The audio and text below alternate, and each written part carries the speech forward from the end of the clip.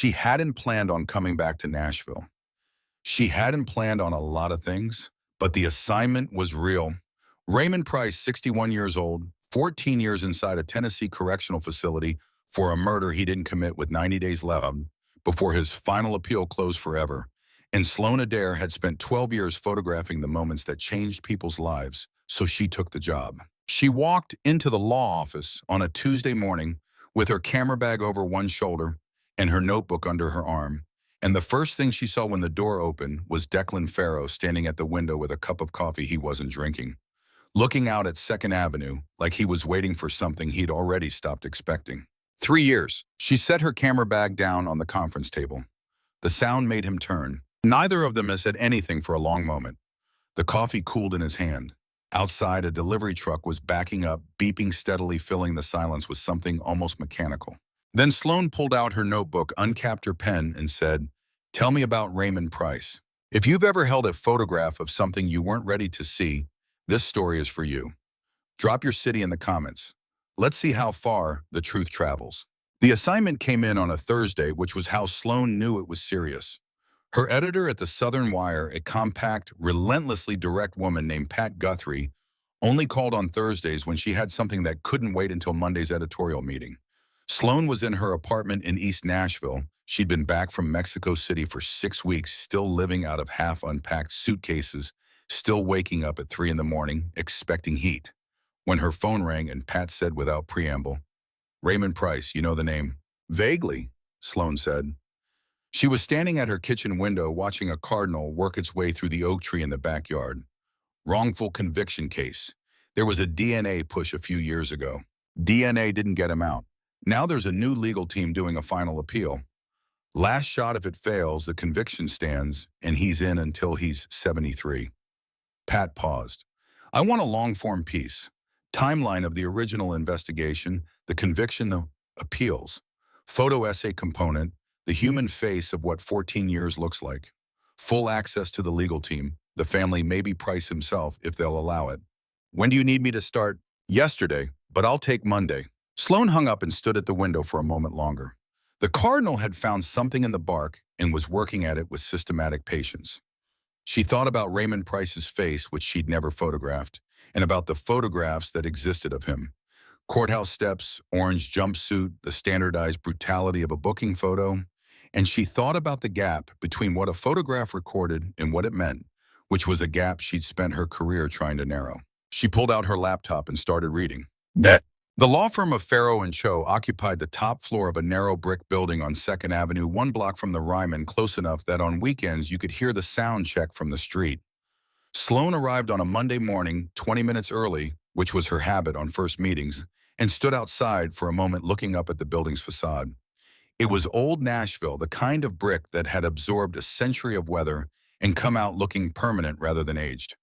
There was a small brass plaque by the door, Farrow and Cho Criminal Defense. Established 2016. She went inside. The receptionist, a young man with wire-rimmed glasses and the focused calm of someone who had learned to manage a chaotic environment, told her Mr. Farrow would be right with her and offered her coffee, which she accepted. She sat in the waiting area and looked at the photographs on the wall, not decorative prints, but actual documentary photographs, enlarged and framed civil rights marches. Courthouse steps across different decades. A photograph of a hand holding a letter that Sloane recognized as an exoneration notice from the Innocence Project. Someone in this office had thought carefully about what these walls should say. She was still looking at the photographs when she heard the conference room door open. She knew before she turned. She had known, she realized afterward, from the moment Pat said the name of the law firm, Farrow and Cho, and she had let herself not know it consciously because there was a version of her that was practical and professional and could walk into a room and do her job regardless of who was standing in it. Declan Farrow was 41 years old, and he looked it, which was not a criticism. He had the kind of face that had required living to achieve the jaw a little harder than it had been 3 years ago. The dark hair salted at the temples now in a way that hadn't been true before, the lines at the corners of his eyes deeper. He was wearing a charcoal suit with the jacket off and his sleeves rolled to the elbow, which was how he always dressed when he was in the middle of something, not careless, just efficient. He held a coffee mug in one hand and a legal pad in the other, and when he saw her, he stopped. Not dramatically. He just stopped moving for a moment the way a clock stops between ticks and then resumed. "Sloane," he said. "Declan." The receptionist looked between them with the careful neutrality of someone paid to notice things and not acknowledge them.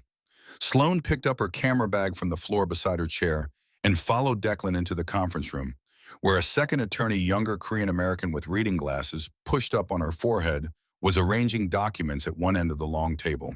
She introduced herself as Mina Cho and shook Sloane's hand with the crisp efficiency of someone for whom meetings began on schedule. "Pat Guthrie reached out to us last week," Mina said, settling into her chair. "We read your piece on the Morales case, the one from Chihuahua." "That was 18 months of work," Sloane said. "It was good work." Mina glanced at Declan, who had moved to the window where he stood with his coffee, in the posture she had just been thinking about, present, but slightly removed the way he always stood when he was deciding how much to say. "We want to grant access. Raymond wants to tell his story, but we have conditions." "Tell me the conditions." "Nothing goes to print before the appeal hearing. We're 62 days out. I understand that's a long hold for a wire service, but any publication before the hearing gives the prosecution grounds to claim prejudicial pretrial publicity. We've already lost 2 appeals on procedural technicalities. We can't hand them another one." Sloane considered this. "I can agree to that. The piece runs day of or day after the hearing, depending on the verdict." "Day after," Declan said from the window. "Whatever the verdict is. If Raymond walks out, that's the lead. If he doesn't," he paused. "If he doesn't, you run it anyway, the whole story. That's the deal." There was something in his voice when he said Raymond's name. Not sentimentality exactly, but the particular flatness of a person who had trained themselves not to feel things in the wrong rooms. Sloane had spent 12 years photographing people in high-stakes situations, and she had developed a sensitivity to that register, the careful not feeling of people who felt things very much. "All right," she said. "Day after." Mina pulled a folder across the table. "Case summary. Original investigation, 2011.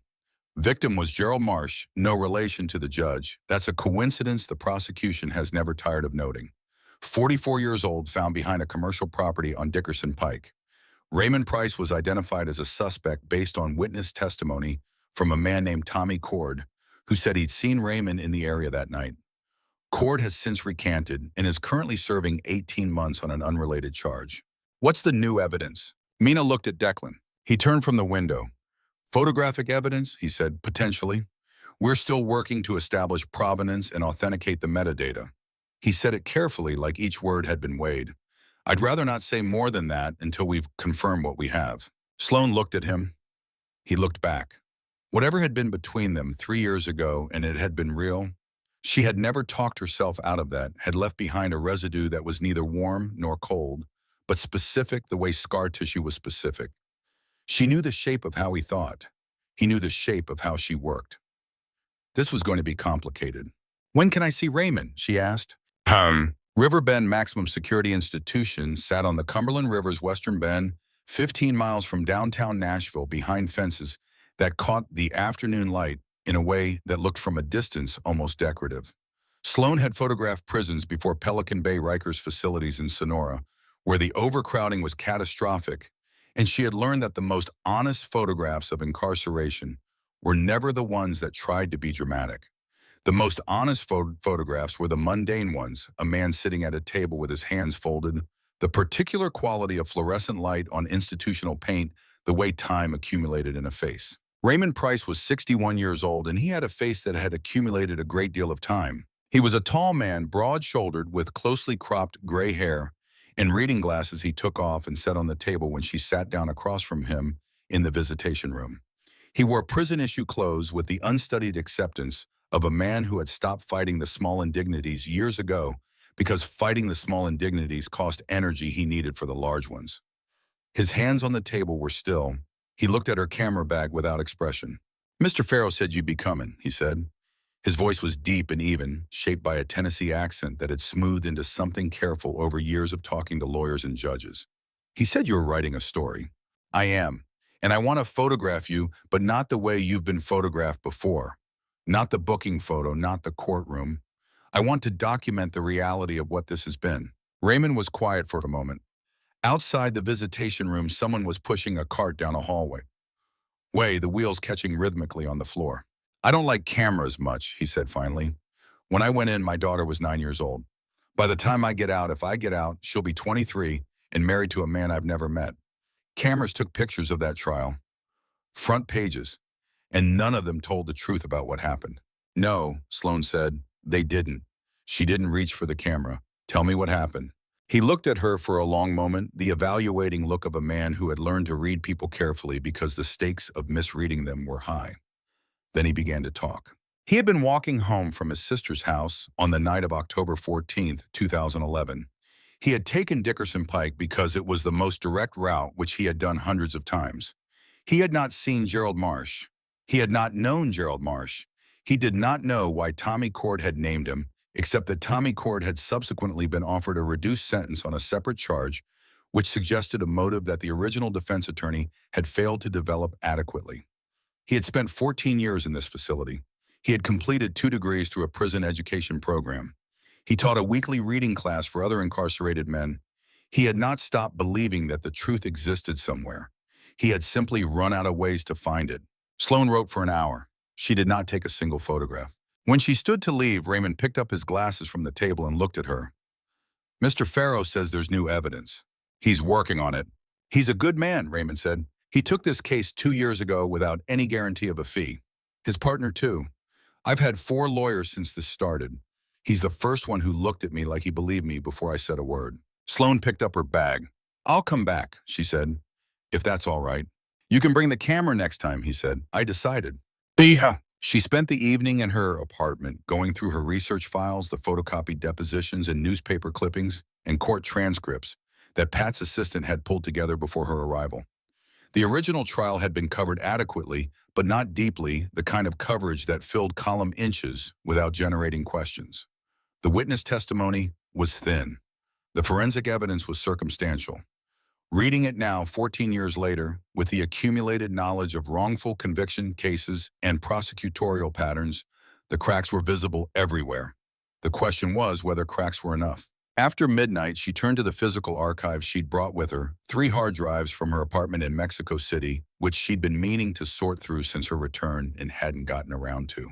They contained 12 years of professional work assignments in 30 countries, project files, raw, unedited image sequences from stories she'd worked on going back to the beginning of her career. She was looking for something specific. In October 2011, she had been in Nashville on a brief break between assignments, staying with her college friend Diane before flying to Nairobi. She had walked Dickerson Pike on October 13th, the day before Raymond's arrest, taking street photographs for a personal project she'd been developing about post-recession Nashville neighborhoods. She had a clear memory of having been in that area, and a clear memory of having taken photographs, and a clear memory of nothing coming of it because 2 days later she'd flown to Kenya and the project had been set aside and never completed. The files were organized by date. She found the October 2011 folder and opened it. There were 347 images from that week. She began going through them, slowly expanding each one to full screen, checking the timestamps cross-referencing against what she now knew about the geography of the crime scene.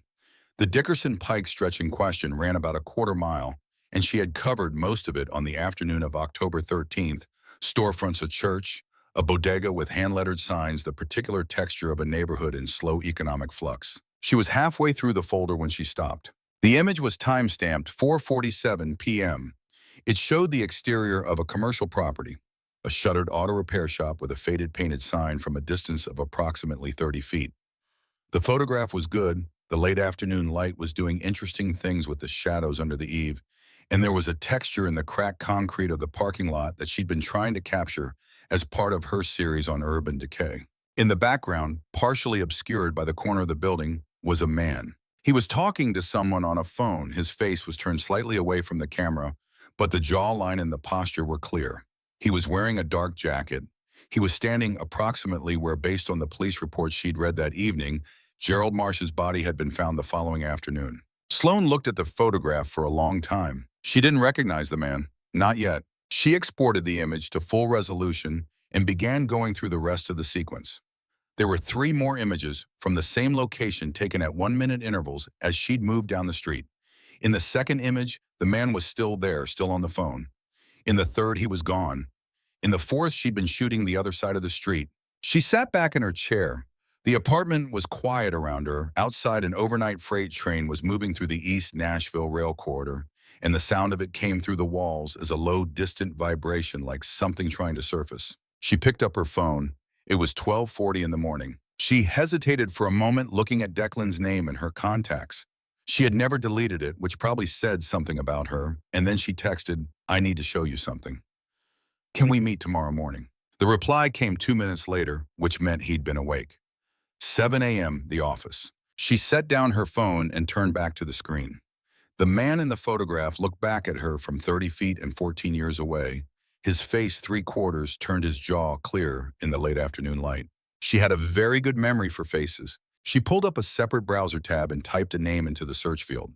The results loaded. She clicked on the first image. She looked at the search result. She looked at the photograph. Her chest went still in the specific way it went still when she had something real. The man in her photograph was Kyle Brandt, former Nashville Metropolitan Police detective, currently a private security consultant with offices in Brentwood, one of the two lead investigators on the Gerald Marsh murder case in 2011. Sloane sat with that knowledge for a long moment. Then she saved all 4 images to a separate, encrypted folder, backed them up to 2 separate drives, and went to make coffee. She was not going to sleep. At 6:55 the next morning, she walked into the law office on 2nd Avenue with the photographs on a tablet under her arm. Declan was already there, jacket off, legal, had open coffee, cooling in his hands, standing at the window, in exactly the posture she'd seen the day before, looking out at 2nd Avenue like he was waiting for something. She set the tablet on the conference table and pulled up the first image. "October 13th, 2011, she said. "The day before Raymond Price's arrest, I was in the area taking street photographs." He came to the table. He picked up the tablet. He looked at the photograph for a long time with the stillness of a person who understood exactly what he was seeing. Then he looked up at her. "How long have you had this?" he said. His voice was level, but she had known him well enough once to hear what was underneath the level. "I found it last night," she said. "I had no idea it existed. I was going through old archives." She paused. "I recognize Kyle Brandt from the case file you gave me." Declan set the tablet down carefully. He looked at the image again. He looked at her. "I need to have these authenticated," he said. "Metadata, timestamp verification, the works." "I know. My camera from 2011 is in my storage unit in Nashville. I never sold old equipment. We can pull the original metadata from the camera body if the card is still there, and the raw file will have the GPS embed I always shot with location data on." He was already thinking past her. She could see it. The courtroom implications, the authentication chain, the prosecution's counter-arguments. This was what he looked like when something shifted into motion. She had forgotten in 3 years of not seeing him how much she had liked watching him think. "All right," he said. "I need you to not do anything with these files until I talk to Mina. Don't send them anywhere. Don't print them. Don't show anyone." "I understand." "And Sloane." He said her name the way he always had, the middle syllable landing just slightly harder than necessary, like he was reminding himself to be careful. "If this is what it looks like, this changes everything about the case. And it makes you a witness, not just a journalist." She had already thought about that. "I know what it makes me." Outside, the morning traffic on 2nd Avenue was building. Somewhere below them, Nashville was beginning its day in the unaware way that cities did, indifferent to what was being assembled on the top floor of a narrow brick building 1 block from the Ryman, in the silence between two people who had been careful with each other for exactly as long as it had been necessary to be careful. "I'll call Mina," he said. "I'll wait," she said. She sat down at the conference table and opened her notebook. He went to his office and closed the door. Through the wall, she could hear the low sound of his voice, and she wrote without looking up. And the morning light came through the window at the angle that meant it was just after 7, and Nashville arranged itself around them like it always had, not particularly concerned with any of it. The authentication process took 4 days. Declan brought in a digital forensics consultant named Vera Solis, who worked out of a lab on Charlotte Pike and had testified as an expert witness in 17 federal cases. Sloane drove to her storage unit on the first day and retrieved her Canon 5D Mark II from a foam-padded case that smelled of Mexico in old dark rooms, the camera she'd used for street photography in 2011 before she'd upgraded for professional work. The CF card was still inside it. She handed the entire camera body to Vera without touching the card, and Vera spent 2 days running extraction protocols that Sloane understood only in outline. The results were unambiguous. The metadata embedded in the raw files showed the photographs had been taken on October 13, 2011, between 4:45 and 4:48 p.m. at GPS coordinates that placed them at 1847 Dickerson Pike. The camera body serial number matched the original purchase receipt that Sloane had found after an hour of searching in a shoebox of old paperwork. The images had never been edited, exported, or accessed since the day they were taken. Clean chain of custody from capture, Vera said on the fourth day in the conference room at Farrow and Cho, spreading her authentication report across the table. The only complication is that you're the photographer, which means you're also a potential witness. The defense can use these images, but the prosecution will come after the chain of custody through you. What does that mean in practice? Mina asked. It means my credibility is part of the evidence, Sloane said. She had been thinking about this all week. They'll try to argue I staged it, or that the files were manipulated before I brought them in. Which is why the camera body and the original card are critical, Vera said. The metadata on the card predates any manipulation they could allege, and I can testify to that. Declan was sitting at the far end of the table reading the authentication report with the focused attention he gave to documents that mattered. He had been professional all week, thorough, specific, careful to keep the working relationship exactly that, but Sloane had noticed the way he tracked her movement in a room, the small, unconscious adjustments of posture when she sat down near him, the way he never quite looked away fast enough when she looked up from her notebook. She had noticed these things and written them in no notebook anywhere. The man in the photographs, Declan said without looking up from the report. Kyle Brandt, former Metro detective, led the original investigation. His name appears 47 times in the case file, while in a favorable context he's presented as thorough, methodical, a competent investigator. He set the report down. If those photographs are authentic, and they are, then the lead investigator on Raymond Price's case was at the scene of the murder the day before the body was discovered. The room was quiet. That doesn't prove he killed Marsh, Mina said. No, Declan agreed. It proves he lied under oath when he said he had no connection to the crime scene prior to the discovery of the body, which he did in his original deposition. It creates grounds for prosecutorial misconduct if the DA's office knew. And it opens the door to every question about the investigation that the original defense failed to ask, he paused.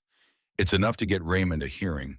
Whether it's enough to get him out depends on what else is there. Sloane looked at the photographs on the table printed in high resolution, the image sharp enough to see the stitching on Brandt's jacket, the tilt of his jaw, the phone pressed to his ear. She had taken this photograph 13 years ago because the light was good and the texture of the concrete was interesting, and she was a 29-year-old photographer with a flight to Nairobi in 2 days, and no particular idea that she was standing 30 feet from something that would take a decade and a half to matter. There's something else, she said. Both Declan and Mina looked at her. I went back through the full contact sheet from that day. There are 347 images. I've been examining them systematically, and in a sequence I took about 10 minutes before the Brandt photographs at the corner of Dickerson and Meridian. There's a second man. He's partially obstructed by a parked van, but I can see his face. I've been trying to identify him for 3 days. She pulled up the image on her tablet and set it on the table. Mina leaned in. The resolution on this one is lower. I was shooting wider, but I can pull a crop. She zoomed in on the tablet screen. The man was white 50s, heavy-set, wearing a baseball cap. His face was turned slightly toward the camera at the moment she'd pressed the shutter, one of those accidental moments where the frame catches something the photographer didn't consciously see. Declan looked at the image for a long time.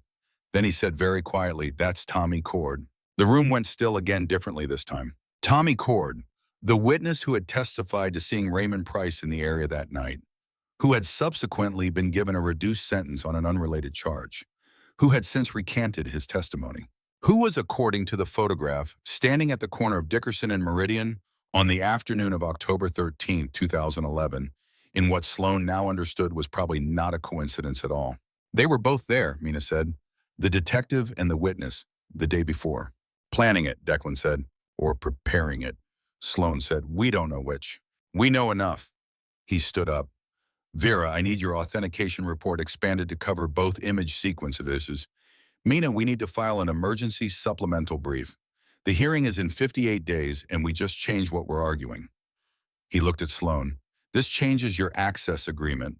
You're a witness now, which means I need to know exactly what you plan to publish and when. I told you, day after the verdict. The prosecution may try to depose you before the hearing. I know. If they do, the story goes on hold. Declan. She said his name the way she used to, the way that meant, I have already thought through the thing you're about to explain to me. I understand what I'm in the middle of. I'm not going to burn a wrongful conviction case for a story. Raymond Price has been in that facility for 14 years because someone buried evidence. I found the evidence. The story runs when he's out. He looked at her for a moment with the expression she remembered from 3 years ago, the one that meant she had said something he couldn't argue with, and he was deciding whether to try anyway. Then he nodded. All right, he said. All right, she said. Outside, it was mid-October, and Nashville was doing what it did at this time of year, going gold and copper along the hills, the light taking on the particular quality it had in the early autumn, slanted and warm and not quite ready to concede the season. Sloane looked out the window at it and thought about a man who had been inside for 14 Octobers. She thought about what the light looked like seen through wire. She opened her notebook and began to write. She spent the next 3 days building the research file. The Southern Wire had a library system, a shared archive of clippings, court records, and background research that Pat's editorial team maintained with the thoroughness of people who understood that stories were built on scaffolding. Sloane worked her way through the Marsh murder files systematically, the original crime scene reports, the witness depositions, the trial transcript, the 4 subsequent appeals and their denials. She read all of it, and she flagged, and she built a timeline in her notebook. And by the end of the 3rd day, she had 40 pages of notes and a clear picture of how a case that should never have held together had been held together anyway. The gaps were everywhere once you knew to look. The prosecution's case rested on 2 things: Tommy Cord's testimony, placing Raymond in the area, and a convenience store security camera image from 3 blocks away that showed a man of Raymond's approximate height and build, not Raymond, not identifiably anyone walking north on Dickerson Pike at 10:15 p.m. on the night Gerald Marsh was killed. The forensic evidence was circumstantial at best, a trace fiber match that the original defense attorney had failed to adequately challenge, and a timeline of Raymond's stated movements that had small inconsistencies that the jury had apparently read as indicators of deception. What the case lacked was physical evidence placing Raymond at the scene. There was none because there had been none to plant, or because whoever had set up Raymond Price had relied on the witness testimony to be sufficient, which it had been because the jury had believed Tommy Cord, and the jury had read those small inconsistencies in Raymond's timeline as guilt, and that had been enough. 14 years of enough. She called her college friend Diane on the 3rd evening, not about the case, but about Nashville, where to eat, what had changed, how the neighborhood had shifted since she'd been gone. Diane had lived in East Nashville for 20 years, and she knew the city the way people who had stayed always knew it, specifically with affection and without illusions. You're working a case, Diane said. Not a question. I'm covering an appeal. Raymond Price. I know that name, Diane said. From the neighborhood. He used to walk his daughter to school. Sloane set down her pen. You knew him. Not knew. Knew of. You know how it is in a neighborhood, you recognize the regulars. He was a regular on Meridian. Sunday mornings especially. She paused. I never thought he did it. I said that to my husband when it happened. He said, well, the jury decided, and I said, the jury didn't know him from Meridian Street. Another pause. Is there new evidence? I can't discuss the case while it's in process. That means yes. A brief silence. Good, it's about time. Sloane looked at her research notes. Outside Nashville in the early November evening was starting its nighttime version of itself. The lights coming up along the streets, the temperature dropping to the kind of cold that made people walk fast and look inward. She thought about the October 2011 folder sitting on her hard drive, which she hadn't finished going through. She had another 100 images she hadn't looked at yet. She made a mental note to finish the catalog before the week was out. She made dinner. She drafted a preliminary structure for the article, long-form 5,000 words minimum photo essay embedded. She wrote the first 4 paragraphs of the lead-e and threw them away and wrote them again, and the second time they were right. Raymond Price learned to read without noise. In Riverbend Maximum Security Institution, where he taught himself again to love books after 17 years as a high school English teacher, the quiet was not peaceful. It was just what silence sounded like when it wasn't chosen. She set down her pen. That was the story.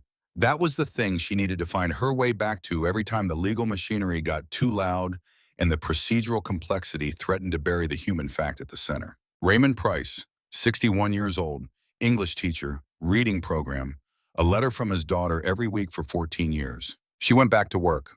Tika. Her second meeting with Declan, not the first one with photographs, but a working meeting 2 days later with Mina and the authentication expert, and 3 boxes of the original case file lasted 6 hours. Sloane sat at the conference table and worked through the file with the particular focused energy she had when a story was real, and Mina pulled documents and cross-referenced against the supplemental brief, and Vera Solis went through the authentication chain with methodical thoroughness, and Declan moved between the table and the window in the pattern Sloane had already come to recognize as his working mode, absorbing information at the table, processing it at the window, returning. At one point in the third hour, he said from the window, "In the original trial, the defense attorney didn't call a single character witness. Raymond had been teaching at Hillsborough High for 11 years. He'd been a figure in his neighborhood for over a decade. The jury saw a booking photograph and a blurry security camera image in Tommy Cord's testimony. They never saw the person." The room was quiet for a moment. "Why didn't the attorney call character witnesses?" Mina asked. "Incompetence," Declan said. "Or resource constraints, or both." He turned from the window. "The appellate courts have denied 3 previous appeals, partly on grounds that the original defense wasn't legally insufficient, that the attorney made judgment calls, and judgment calls are protected." Which is true. But it's only true because the standard for legal sufficiency is deliberately low. Because if it were set where the public thinks it is, you'd have to overturn half the convictions in the state. Sloane wrote that down. He noticed. "Off the record, Adair." She capped her pen. "On the record when this is done." A look, the brief assessing look he used when she said something he was calibrating, and then he turned back to the window. "Fair enough," he said. She uncapped her pen. The afternoon light moved across the conference table as the hours passed, going from the midday quality that was yellow-white to the lower angle of late afternoon that turned everything slightly amber. It was the kind of light she photographed when she wasn't on assignment, the incidental light of working days, the light nobody thought to mention. At 5:30, when Vera had packed up her authentication materials and Mina had gone to a client call, Declan stood at the window for the last time and said without turning around, "You're going to be in this building a lot over the next 2 months." "Probably," she said. "That's going to require both of us to be careful." She looked at his back. "I'm always careful on a story." "I know." He turned. "I'm talking about something other than the story." She held his gaze. "So am I," she said. He nodded once, the same decisive nod she'd seen him use in legal contexts. The nod that meant understood rather than agreed, which were different things. "I'll see you tomorrow," he said. "Vera needs you for the GPS authentication chain." 8 o'clock. 8 o'clock. She packed her bag. She walked out of Farrow and Cho into the late afternoon and stood on 2nd Avenue for a moment in the amber light, with Nashville moving around her and the Ryman 1 block away, and the knowledge that she was in the middle of something that was going to require a great deal of care. She took a photograph of the street, the amber light on the brick, the bare trees, the ordinary Tuesday of it, and walked to her car. The supplemental brief was filed on a Wednesday. By Thursday morning, the prosecution had responded with a motion to exclude the photographs on grounds of authentication irregularity, which Declan had anticipated.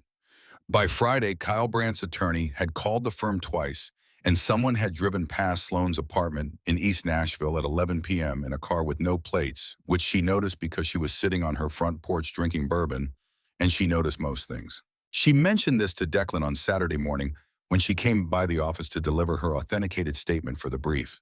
He was alone in the conference room with the case files spread across the table and a yellow legal pad covered in his handwriting, and when she told him about the car, he set down his pen very deliberately. "You should tell me these things immediately," he said. "I'm telling you now." Immediately means the same night. "It was a car driving past my house. I don't have a license plate. What were you going to do at 11 p.m.? He looked at her. "Call someone who could help." "I can help myself, Declan." "I know you can." He picked up his pen, then set it down again. "I know you can, but Brandt is not a small problem. He spent 22 years in Metro before he went private. He still has relationships in this city, professional, political. If he decides you're a threat, you become a threat." Sloane sat down across from him. The case files between them made a kind of landscape depositions and crime scene reports and appeal briefs, the accumulated paperwork of 14 years of a man's life being contested. She thought about what Raymond had looked like in the visitation room, his hands folded on the table, the still quality of someone who had made peace with uncertainty because the alternative was worse. I grew up in this city, she said. I've spent 12 years photographing cartel territories and displacement camps, and people who had real reasons to want me gone. Kyle Brandt driving past my house is not going to make me leave. I'm not asking you to leave. Then what are you asking? He was quiet for a moment. Outside, Nashville was doing its Saturday thing, foot traffic on 2nd Avenue. The distant sound of a sound check from somewhere on Lower Broadway. The particular loose quality the city had on weekend mornings before the tourists filled the streets. I'm asking you to be careful, he said, and to tell me when something happens. She looked at him. The distance between them across the conference table was exactly the distance she had been maintaining for 2 weeks, close enough to work far enough to be professional. She was aware in the precise way she was always aware of the distance to her subject of what it would cost to close it. Okay, she said, I'll tell you. He nodded. He picked up his pen. She opened her notebook and they went back to work. The deposition attempt came on a Tuesday, 3 weeks into the process. Sloane was at her kitchen table going through the remaining images from her 2011 Nashville archive. She'd been doing this systematically, cataloging every frame, cross-referencing against the geographic and temporal record when her phone rang. It was a Nashville area code she didn't recognize. The woman on the other end identified herself as an assistant district attorney named Paulette Haas and told Sloane in a pleasant and precisely calibrated voice that the state intended to depose her regarding the photographs she had provided to the defense and that she could expect to receive formal notice within 5 business days. Sloane thanked her, hung up, and called Declan. Already in motion, he said. He sounded like he was moving. I had a call from Haas an hour ago. We anticipated this. You're a witness, which means they have standing to depose you, and they're going to use the deposition to go after the chain of custody on the photographs. What do I need to do? Come in this afternoon. I want Mina to walk you through what to expect. The authentication record is solid. Vera's testimony is clean, but the prosecution is going to argue that you knew Kyle Brandt before you brought those photographs in, that you had a reason to target him. I'd never heard his name until I read your case file. I know that. You know that.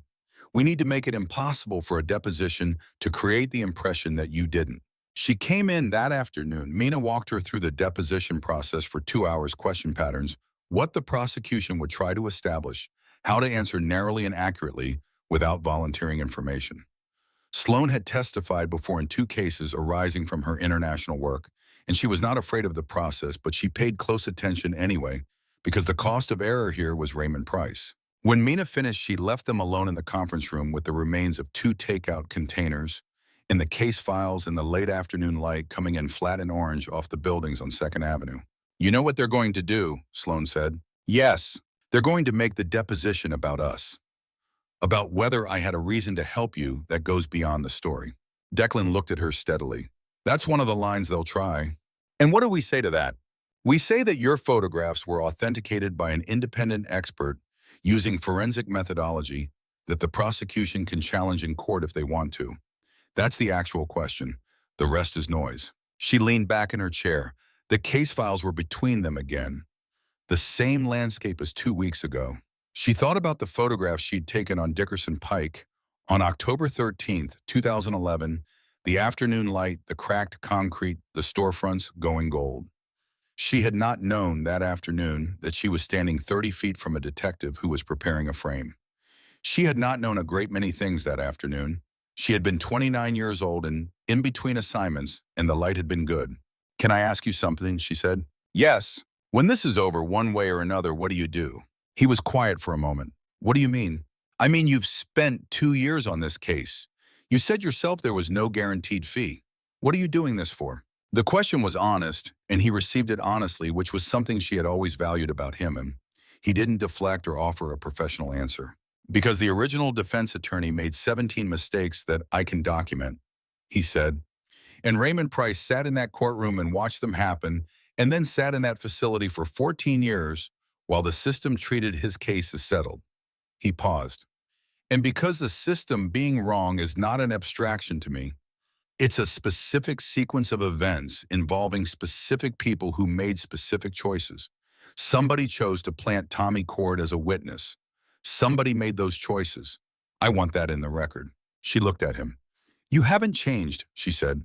It came out sounding different than she intended, less analytical, more like something she was saying to herself. He looked back at her. You have, he said, a little. Mexico. Maybe, or just time. They were quiet for a moment. The light had shifted while they were talking, the orange gone flat, the room settling into the grayer quality of early evening.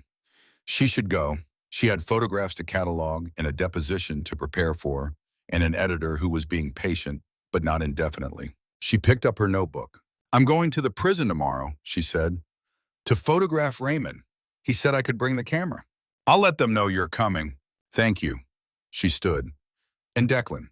She said his name and he looked up. When Kyle Brandt had someone drive past my house, he's not doing that because he thinks the photographs are a problem. He's doing it because he knows they're real. He was there, he knows exactly what I have. Declan said nothing for a moment.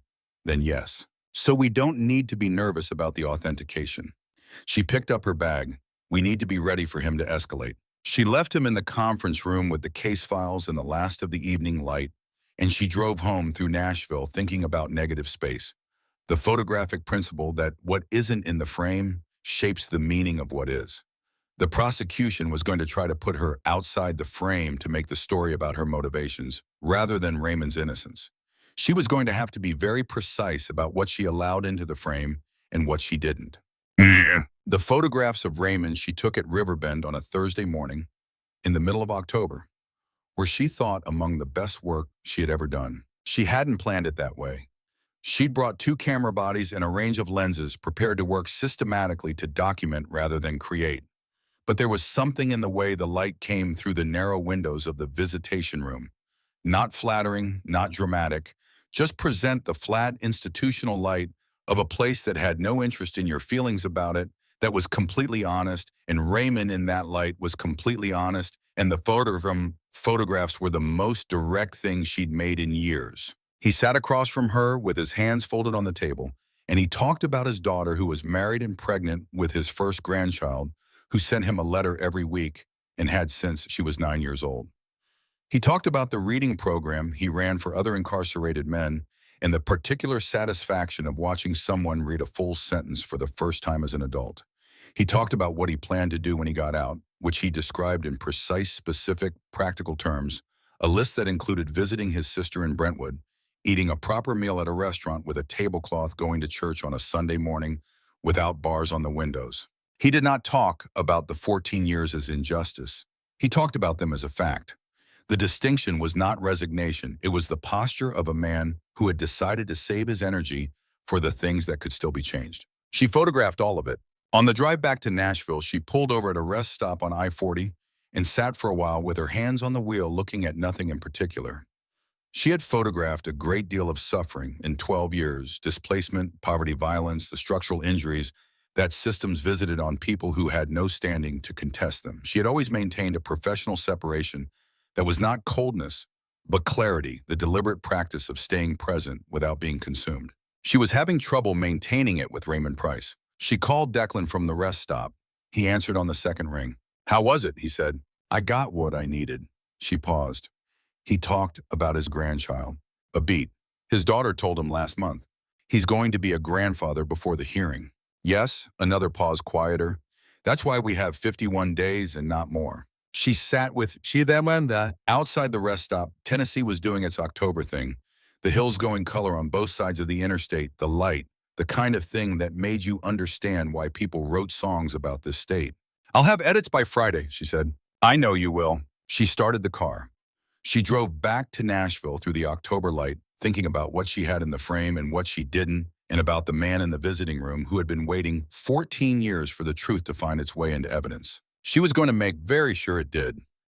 She met Kyle Brandt for the first time on a Thursday afternoon at a coffee shop on Hillsborough Village, at his request, which she had relayed to Declan before going.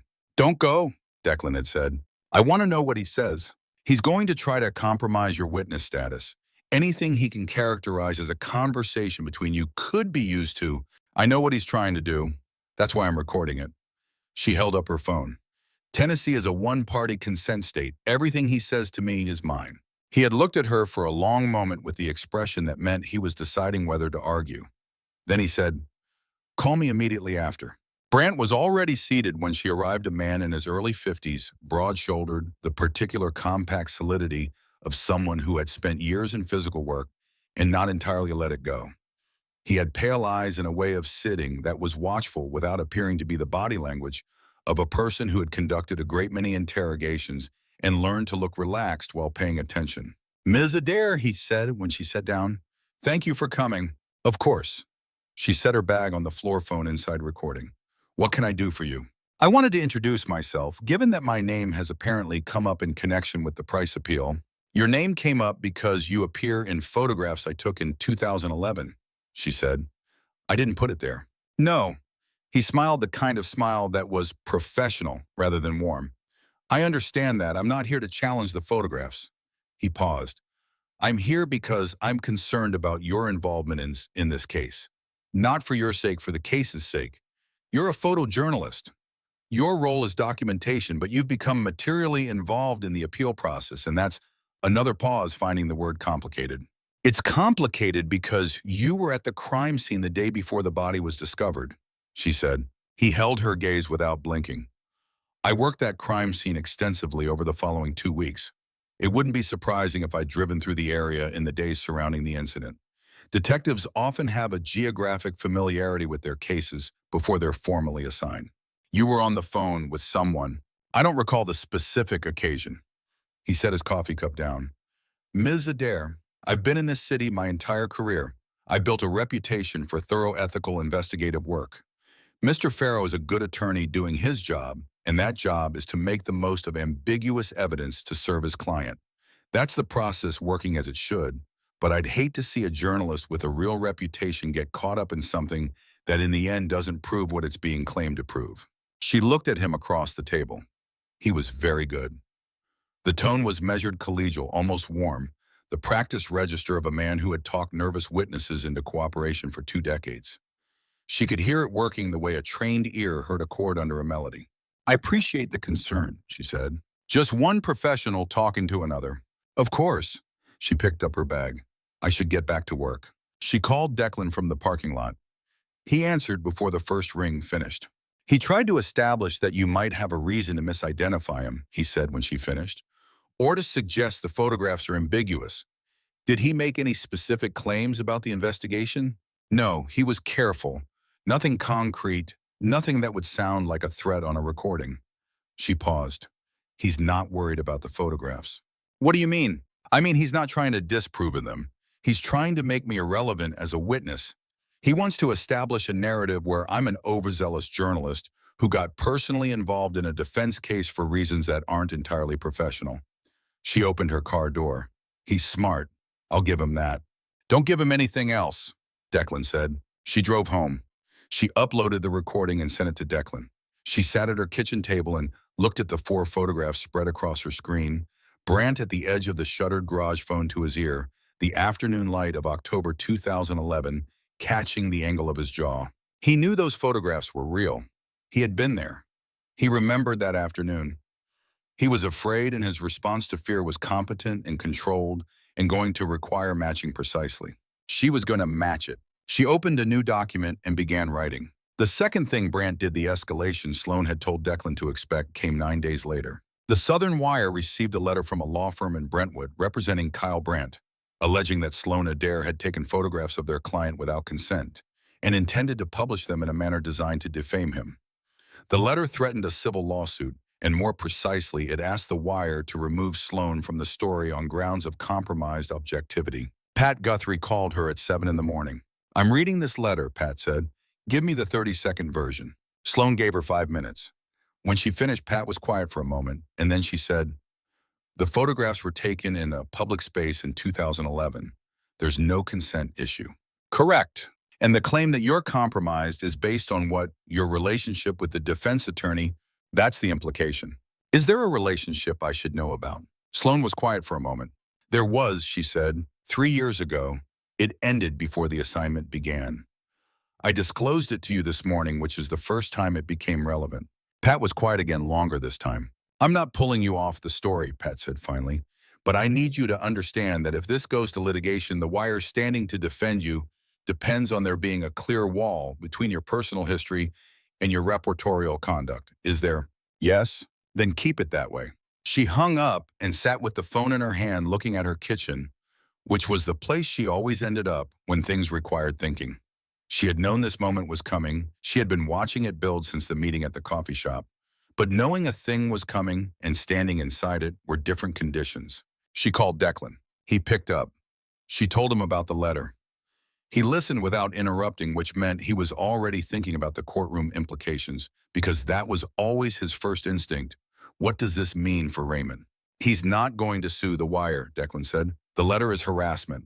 He wants Pat to pull you from the story, and he wants to put your relationship with me in the record so it can be used in the deposition. I know. Did you tell Pat about us? Yes, this morning. A pause. How did that go? She didn't pull me off the story. Okay. He paused again, a different quality of pause, not the tactical one.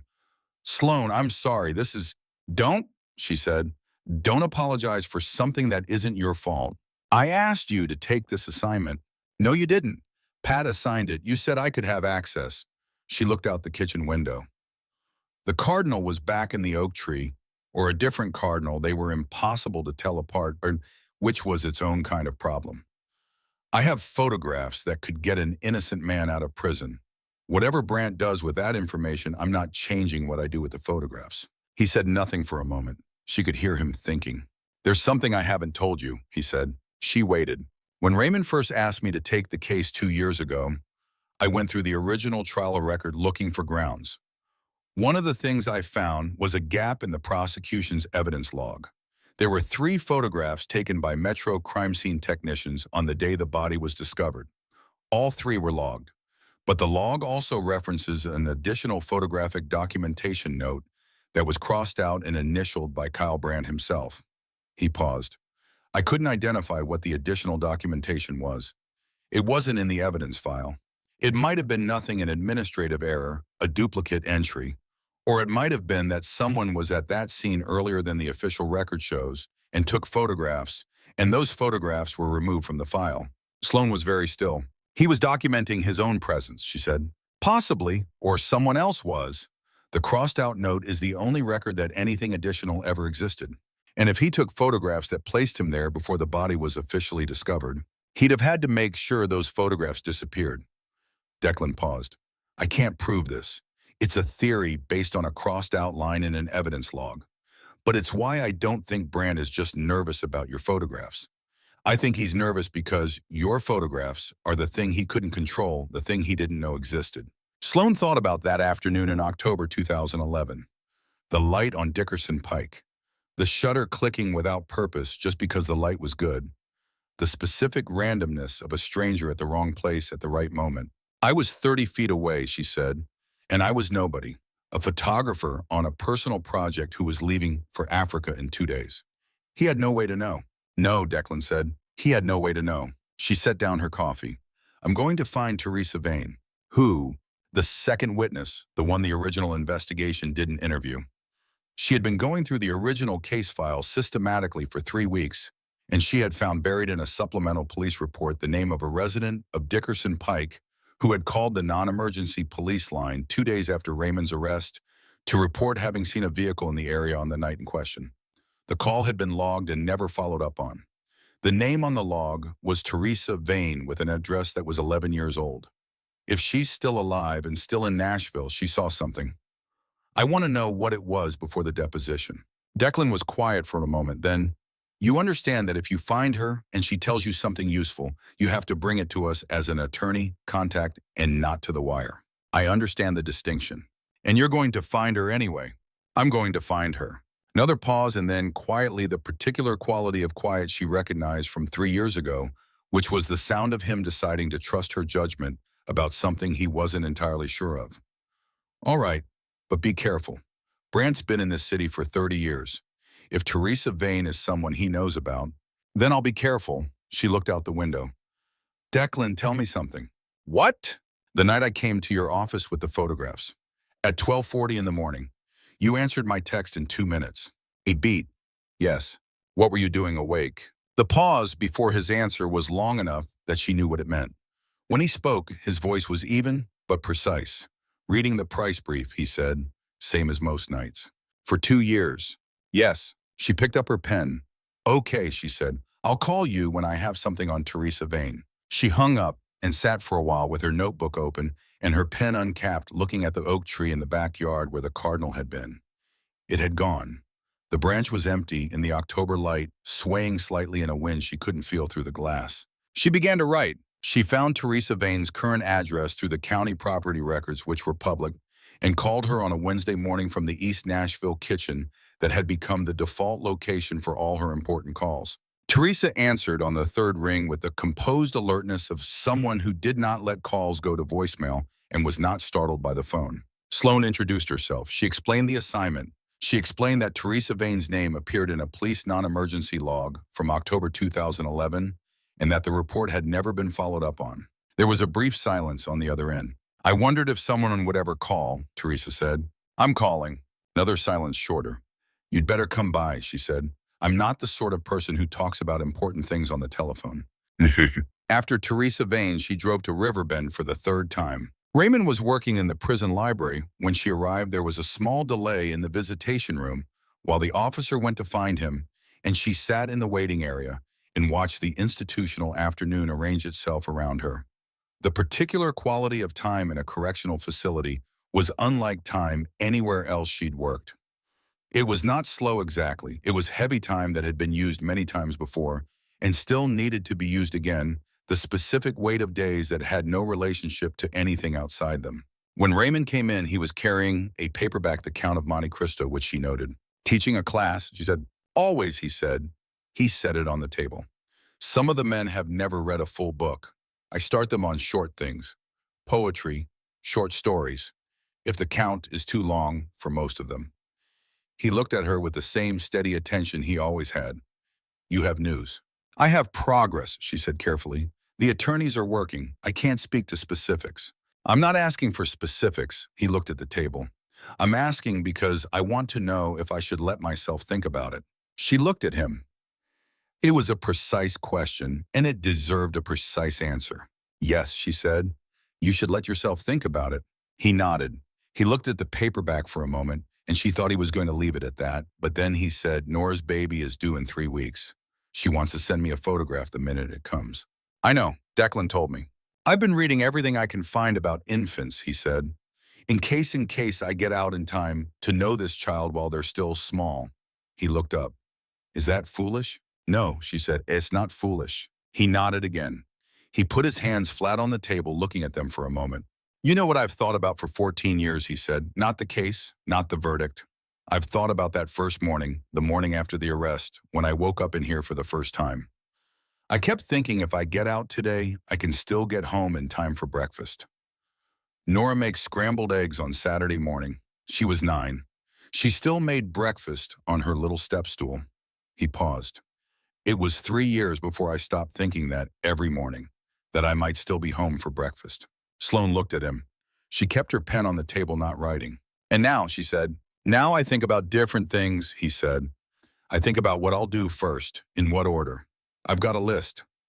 He smiled slightly the first time she'd seen him smile, and it transformed his face, the lines of it rearranging into something that had been there all along, waiting for the right occasion. It's a long list. She picked up the camera from its bag and looked at him across it. May I, she said. He considered. Take the picture, he said. She took 3. The third one was right, not composed, not arranged, just him at the table in the institutional light with his hands flat and the paperback beside him, and on his face the specific expression of a person who had a long list and intended to get through all of it. She didn't show him the photographs. She would show them to him when he was out. She would show him what he had looked like in this room, and he would have the full record, and he would keep it or not keep it as he chose. She stayed for 2 hours. She drove back to Nashville through the early November afternoon, and she thought about how the most honest photographs were never the ones that tried to be dramatic, and about a man with a long list, and a daughter who made scrambled eggs on Saturday mornings, and a grandson who was 3 weeks from being born. She drove carefully. She was not going to let anything get in the way of this story. Mina called her on a Friday afternoon 3 weeks before the hearing. Two things, Mina said. She had the brisk register of someone moving through a list. One, the deposition notice from the state. You should receive it by end of day. Two, I want to walk you through your testimony on the photographs. Can you come in Monday morning? 8 o'clock, Sloane said. 9, I have a sentencing at 8. She went in at 9 on Monday. The prep session with Mina lasted 3 hours and covered the authentication chain in granular detail, every step, from the discovery of the archive folder to Vera Solis's metadata extraction and the personal history question, which Mina handled with the same methodical precision she brought to everything. The prosecution will ask about your relationship with Declan, Mina said. They'll ask when it ended, why it ended, and whether it affects your handling of the evidence. You answer narrowly. You don't volunteer. I know how to answer questions. You know how to answer questions as a journalist. You're going to be in a room designed to make you feel like you should clarify. Mina looked at her. Don't clarify. All right. The relationship is 3 years past, and it was not active when the assignment began. That's the fact. The photographs were taken in 2011. That's the fact. Everything else is noise. Everything else is noise, Sloane agreed. She drove home and spent the afternoon in her dark room printing contact sheets from her Nashville archive. Not the 2011 folder, but the material she'd been accumulating over the past month. The street photographs, and the riverbend portraits, and the courthouse exteriors, and the Nashville that existed around the edges of the story. She always built a visual archive parallel to the written one. It helped her think. She was printing a contact sheet of the Germantown neighborhood which she'd walk through on a clear November afternoon, the light good, the architecture of it interesting when she realized she'd photographed the exterior of Declan's apartment building without meaning to. It was in the frame, almost incidentally, she'd been shooting the corner of Jefferson and 4th, the angle of a tree against a brick facade, and in the background, recognizable by the particular window configuration on the second floor, was the building where he lived. She looked at the image for a long time. She printed it, she clipped it to the drawing line. She went and made dinner, and she thought about negative space and about the things that ended up in the frame without being placed there and about what that meant. She spent 3 evenings going through the research on Kyle Brandt, the public record, the professional record, the case history. What she found was not a monster. That was one of the things that made it hard. Brandt had 22 years in Metro Nashville, and for most of those years, his record was clean. A 2009 commendation for his work on a homicide that had seemed unsolvable, a departmental citation for community engagement, the ordinary record of a detective who did the job competently and understood the city and knew how it worked. He was not a man who had spent his career fabricating cases. He was a man who had at some point faced something he couldn't solve legitimately and made a different choice. That was the shape of it. She had seen the shape before, not in exactly this form, but in the structural pattern that corruption took when it was embedded in otherwise functional institutions.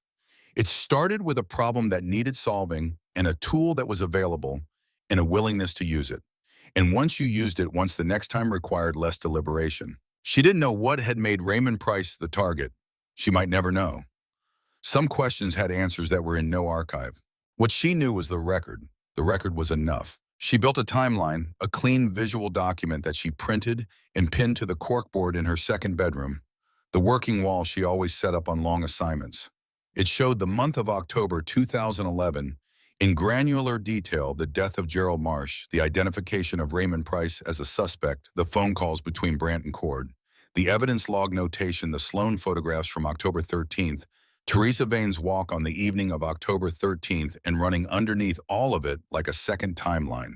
The 14 years of Raymond Price's incarceration mapped in parallel. She stood in front of the timeline and looked at it. 2 lines. A man who had made choices and a man who had borne the consequences of those choices. They had been running parallel for 14 years, each unaware of the other, each moving through a different kind of time. She photographed the timeline. It was not a photograph she would publish, but it was useful to have the visual record of the story's architecture, the way a contact sheet was the visual record of a shoot's raw material. You kept the architecture. You needed it to understand the decisions. She took down one print from the corkboard, the Brandt photograph from October 2011, and looked at it again at close range. The jaw, the posture, the phone to his ear, the specific quality of presence of a man who did not know he was being recorded, which was the only condition under which certain truths were visible. She put it back on the board. She went to the kitchen and made more tea and stood in the window looking out at the East Nashville night.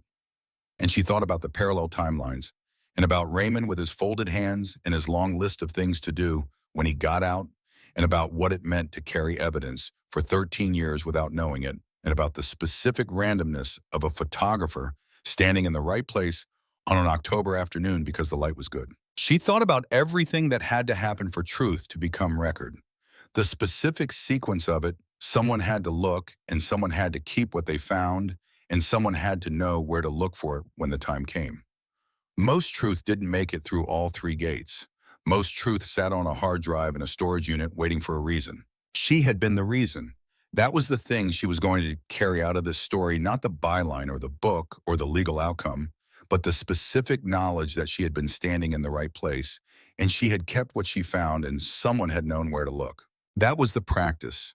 You showed up and you looked and you kept the record, and you trusted that the record mattered, even when you couldn't see how yet. She finished her tea. She went back to work. Teresa Vane was 72 years old and lived in a neat brick ranch house on Meridian Street, 4 blocks from where she had lived in 2011, and she opened the door in a cardigan and reading glasses and looked at Sloane with the steady, assessing expression of a woman who had answered a great many doors in her life and developed opinions about what lay behind them. "You're the journalist," she said. "Yes, ma'am, Sloane Adair. I called yesterday." "Come in." She stepped back. "I've been expecting someone for 11 years. Figured it would come eventually." The house smelled of coffee and something baking, and the living room was arranged with the deliberate tidiness of someone who valued order as a form of self-respect. Teresa sat in an armchair near the window and folded her hands in her lap and looked at Sloane with clear, attentive eyes.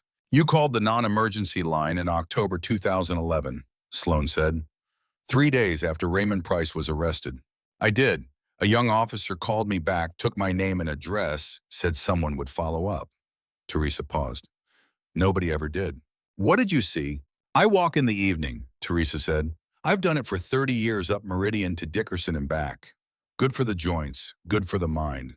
On the evening of October 13th, the night before they say that man was killed, I was walking and I saw 2 vehicles parked behind the Harmon property, the auto repair place."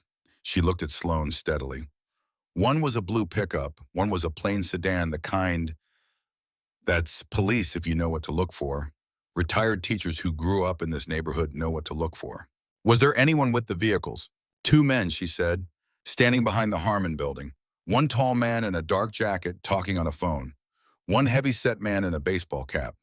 They weren't arguing. They were talking quietly the way people talk when they don't want to be heard." She paused. "I noticed them because they were standing in the dark on purpose, not just standing placed, like they were where they meant to be." Sloane's chest was very still. "Would you recognize either of them?" "I might. 11 years is a long time for a face. But the tall one, he moved a certain way. Military or law enforcement. I've lived next to enough of both to know the posture." She looked at her hands. "When they arrested Raymond Price, I knew he hadn't done it." "How did you know?" Teresa looked up. "Because Raymond Price lived 2 streets over from me for 12 years. I watched him raise his daughter by himself after his wife passed. I saw him every Sunday mornings walking to church with that child on his hand. You don't spend 12 years watching a man in the morning light and mistake what he is." She was quiet for a moment. "I called that line because I thought someone ought to know what I'd seen. When nobody came, I told myself the police knew what they were doing." She paused. "I was wrong about that." Sloane looked at her. "Mrs. Vane, I'm going to ask you the most important question I can ask. Would you be willing to talk to the attorneys handling Raymond Price's appeal and repeat what you told me today?" Teresa looked out this window for a long moment. Meridian Street was quiet in the afternoon light. A dog walking itself to the end of a leash at the corner, a child on a bicycle 3 houses down, the unhurried texture of a neighborhood that moved at its own pace. "I'm 72, she said. "I'm not afraid of a lawyer." She looked back at Sloane. "I'm afraid of why nobody listened in 2011, but I've been afraid of that for 11 years, and it hasn't gotten me anywhere." She straightened in her chair. "Yes, I'll talk to them." "Bravo." Sloane called Declan from the parking spot outside Teresa's house. He answered on the first ring. She told him everything. He was quiet through all of it, and when she finished, he said, "I need to meet her. She's willing. I told her someone from the firm would be in touch." Sloane paused. Declan, she was there. She saw both of them. And she knew Raymond. I know. His voice was very controlled, the way it got when something important had shifted. This changes the shape of the hearing. The photographs place Brandt at the scene. Teresa Vane places him there with Tommy Cord. Together they establish a pattern that goes well beyond coincidence. How many days? 43. She sat in the car for a moment, looking at Teresa's front window, behind which the older woman was presumably returning to whatever her afternoon had been before Sloane arrived. She had been carrying this for 11 years, the weight of having seen something and not been heard. Sloane thought about what that felt like, and then she stopped thinking about it because thinking about it too long was a way of not doing the work. I need to talk to you about the article, she said. A brief pause. All right. Pat is getting anxious. She's been patient, unusually patient, but we're 43 days out, and she has a publication to run. She wants to know what we have. I told you. Nothing goes to print before the hearing. I know. I'm not asking to publish. I'm asking you to understand that my editor is a real person with real constraints, and the deal I made with you is costing her something.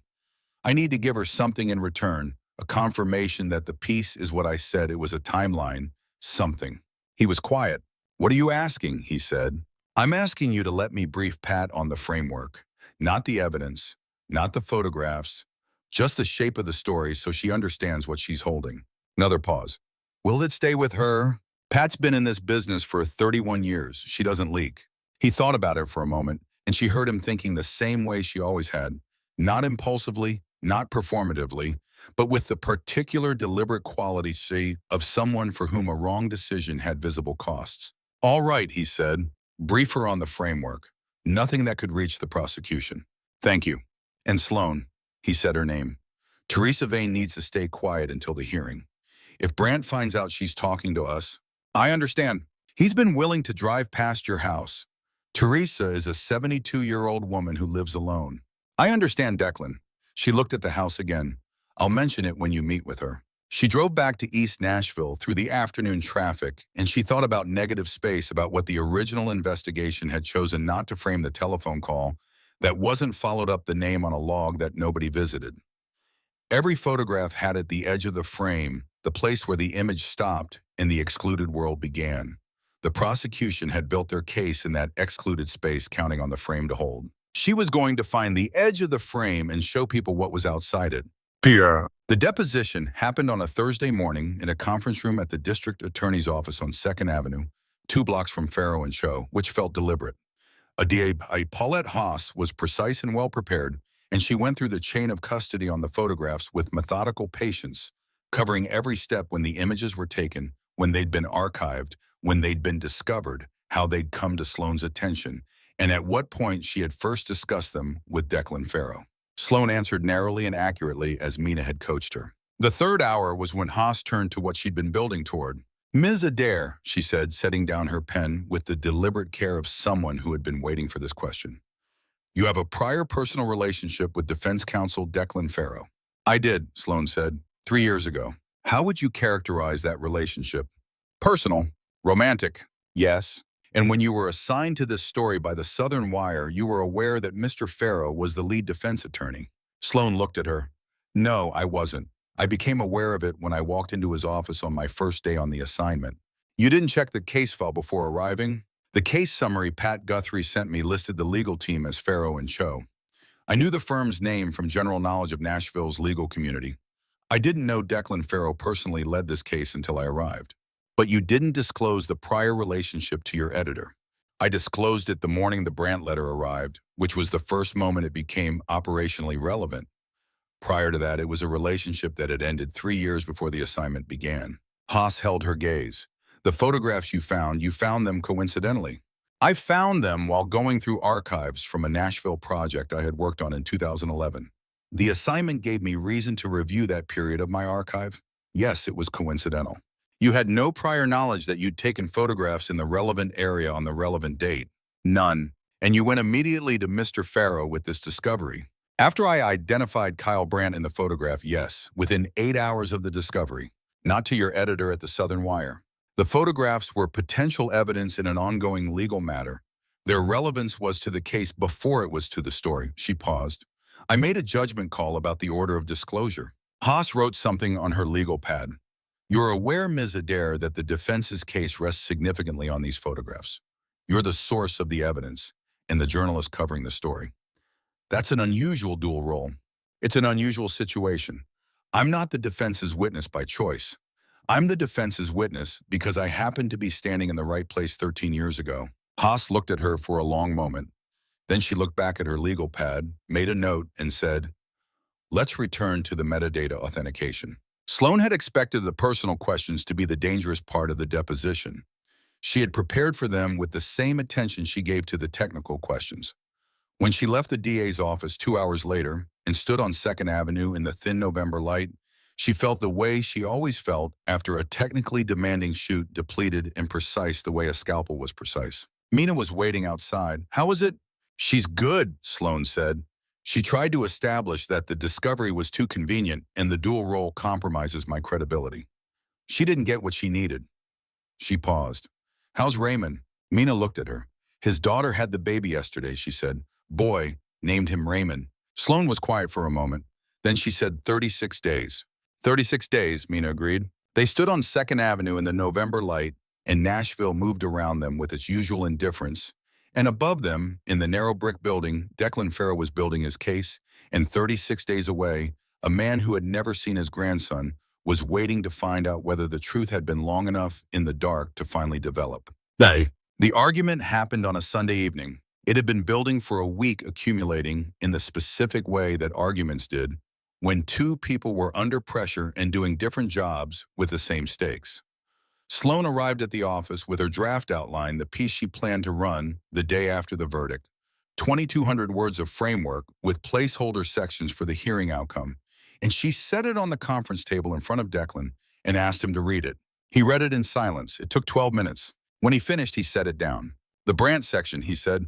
What about it? You have the details of the crossed-out evidence log notation. You told me about it. I told you in the context of the legal work, not for publication. She looked at him. Everything you've told me in this office since I walked through the door is on the record unless you specifically told me it was off. I assumed? Don't assume. Her voice was flat. You knew what I was here to do. You gave me access because you wanted the story told. That's the deal. The deal was that you publish after the verdict, not that you publish everything I've said in this room. The crossed-out notation is part of the story. It's part of what Brandt did. It's speculation until the appeal hearing establishes it as evidence. He set the outline on the table. If you publish that detail before the hearing, the prosecution uses it to request a continuance on grounds that defense strategy has been leaked to the press. That's 30 more days minimum. Raymond has a grandson he hasn't held. The room was quiet. She heard the building settling around them, the particular quiet of a Sunday evening in an office building the whole week suspended between what had happened and what hadn't happened yet. She looked at the outline on the table. She looked at Declan. He was right about the procedural risk. She knew he was right. The practice of journalism was full of situations where the true story and the responsible story were not identical in their timing, and she had navigated them before without feeling that she was compromising something essential. This felt different, and she knew why we had felt different, and she was careful not to let that be the reason she decided. I'll pull the notation, she said. He looked at her. I wasn't asking you to pull it. I was asking you to hold it until after the hearing. I know the difference between asking and asking. She picked up the outline. I'll hold it, but I want to be explicit after the verdict. It goes in, all of it. The notation, the theory, the crossed-out line, and the evidence log that nobody explained for 11 years. The story is what it is, and that's part of it. I know. She looked at him. Do you? Yes, he said it quietly. I know what this story is. I know you're going to tell it fully. I'm asking for 30 more days to do what I need to do so that Raymond is there when you tell it. She looked at him for a longer moment. Outside the window, Nashville was going through its Sunday evening thing, a city that had been performing all weekend and was now putting down its instruments. The light was the particular gray gold of November at 5 p.m., and it caught the side of his face and the silver in his hair and the lines at the corners of his eyes, and she thought about what he'd said 3 weeks ago. You've changed a little, and about the fact that she hadn't asked him what he meant. She set the outline in her bag. All right, she said, 30 days. He nodded. Then after a moment, you asked me last month what I do when this is over. She waited. I don't know, he said. I don't have an answer. I've been doing this case for 2 years, and I haven't thought much past the hearing. He paused. That's not something I say a lot. She looked at him. You asked me if I'd changed. Yes. I think Mexico taught me that being somewhere temporarily doesn't make it temporary. She paused. I mean, I went thinking it was 18 months and then 24, and I kept thinking I was about to leave, and I didn't leave. And when I did leave, I wasn't ready. I've been back for 3 months, and I'm still not sure I finished something. She looked at the window at the November light. What I'm trying to say is that I made a mistake 3 years ago. I left before I was ready, because I told myself ready was a thing I'd be when I got back. And then I didn't come back. She paused. Not to this. He said nothing. She did not fill the silence. Nora had her baby, he said, finally. Raymond's daughter. I know. Mina told me. I went to see him the day after. Mullen, he paused. He cried. He's the only person I've seen cry in that place in 2 years of visiting. And he apologized for it. He said, sorry, I'm sorry, and I told him not to be sorry, that there was nothing to apologize for. He stopped. 29 more days. She looked at him. The November light was almost gone now, the office settling into the cool gray of early evening. And she thought about a photograph she'd taken that morning of the street outside her apartment, the light just breaking over the houses, and about how the most honest photographs were never the ones that tried to be dramatic. I should go, she said. Yes. She picked up her bag. She walked to the door. She stopped. For the record, she said without turning around, I didn't stop. She heard him very still behind her. Neither did I, he said. She went home through the November evening and sat in her apartment and did not take any photographs, which was unusual for her because she was almost always photographing something. But some evenings required being in them just present without the distance of the lens. She sat with it. She let it be what it was. The 29 days were the kind that made a person understand why people talked about time passing differently under pressure. Some hours moved in the way that hours always moved. Others had the compressed, overloaded quality of time when the stakes were high and the variables were not fully under your control. Sloane spent much of it working. She went back to Riverbend twice more. Raymond was different on the third visit, quieter, more internal, the way a person got when an outcome they had stopped hoping for began to feel possible, and they didn't know what to do with that feeling. He had received photographs of his grandson. His daughter Nora had sent them through the prison mail system, and he kept them in a folded envelope in his breast pocket. And twice, while Sloane was photographing him, he took them out and looked at them with a deliberate, careful attention, like a man learning something by heart. She did not photograph him looking at the baby pictures. Some things were not for the frame. She finished her first full draft of the article on a Tuesday, 3 weeks before the hearing. It was 4,000 words of careful source, precisely structured journalism, the timeline of the original investigation, the gaps and failures, the 14 years, and their human accounting, the evidence that had been buried in a crossed-out notation in an evidence log, and in a contact sheet sitting on a hard drive for 13 years. She sent it to Pat with a note, holding 3 sections pending the verdict. Framework is complete. Pat called her 20 minutes later. It's good work, she said. Thank you. You okay? Sloane thought about this. Yes, she said. I think so. The personal piece. Pat paused. You've managed it. I've managed it. Okay. Pat was quiet for a moment. For what it's worth, the story would have been harder to tell without the access. Whatever complicated it also opened it. After she hung up, Sloane sat with that for a while. She thought about aperture, the size of the opening that let light into the camera. Too small, and the image was dark, underexposed, the details lost. Too large, and it blew out too much light, nothing defined. The right aperture was the one that let in exactly what the scene required. Not more and not less. She had been working for 12 years on understanding what that meant as a practice. She was still working on it. She called Declan. 14 days, she said. Yes. How are you? A pause, the kind that meant the question had landed somewhere he hadn't expected it. Honestly, yes. Tired, he said. I've been doing this long enough that I know the difference between a strong case and a winning case. This is a strong case. I don't know yet if it's a winning one. You think there's a real chance it goes the wrong way? There's always a real chance. The judge controls the proceeding. She can narrow the admissible evidence. She can find procedural grounds to limit testimony. She can, if she decides to find a way to hold the conviction. She signed the original.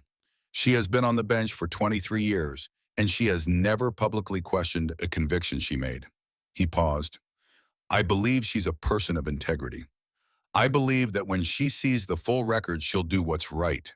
But I'm a defense attorney. Belief is not my preferred working state. What is evidence, he said, and you've given me the best evidence I've had in 2 years. She was quiet for a moment. 14 days, Declan. 14 days, he said. She hung up and went to her darkroom, the corner of her second bedroom, where she'd set up a basic printing station when she moved back to Nashville the way she always did because some images needed to exist on paper to be fully understood. She printed the 4 photographs from October 2011 at full resolution, Brandt at the corner of the shuttered garage phone to his ear, the light-making geometry of his shadow. Cord at the intersection baseball cap pulled down the obstructing van, cutting the bottom third of the frame. She pinned them on the wall. She stood back and looked at them. 13 years in the dark, now here. She thought about what Raymond had said on her first visit. I've spent 14 years believing the truth existed somewhere, and she thought about the specific faith that required. Not religious faith, not optimism. Something more austere, the patient conviction that reality did not disappear because no one was looking at it. She had spent her career looking at it.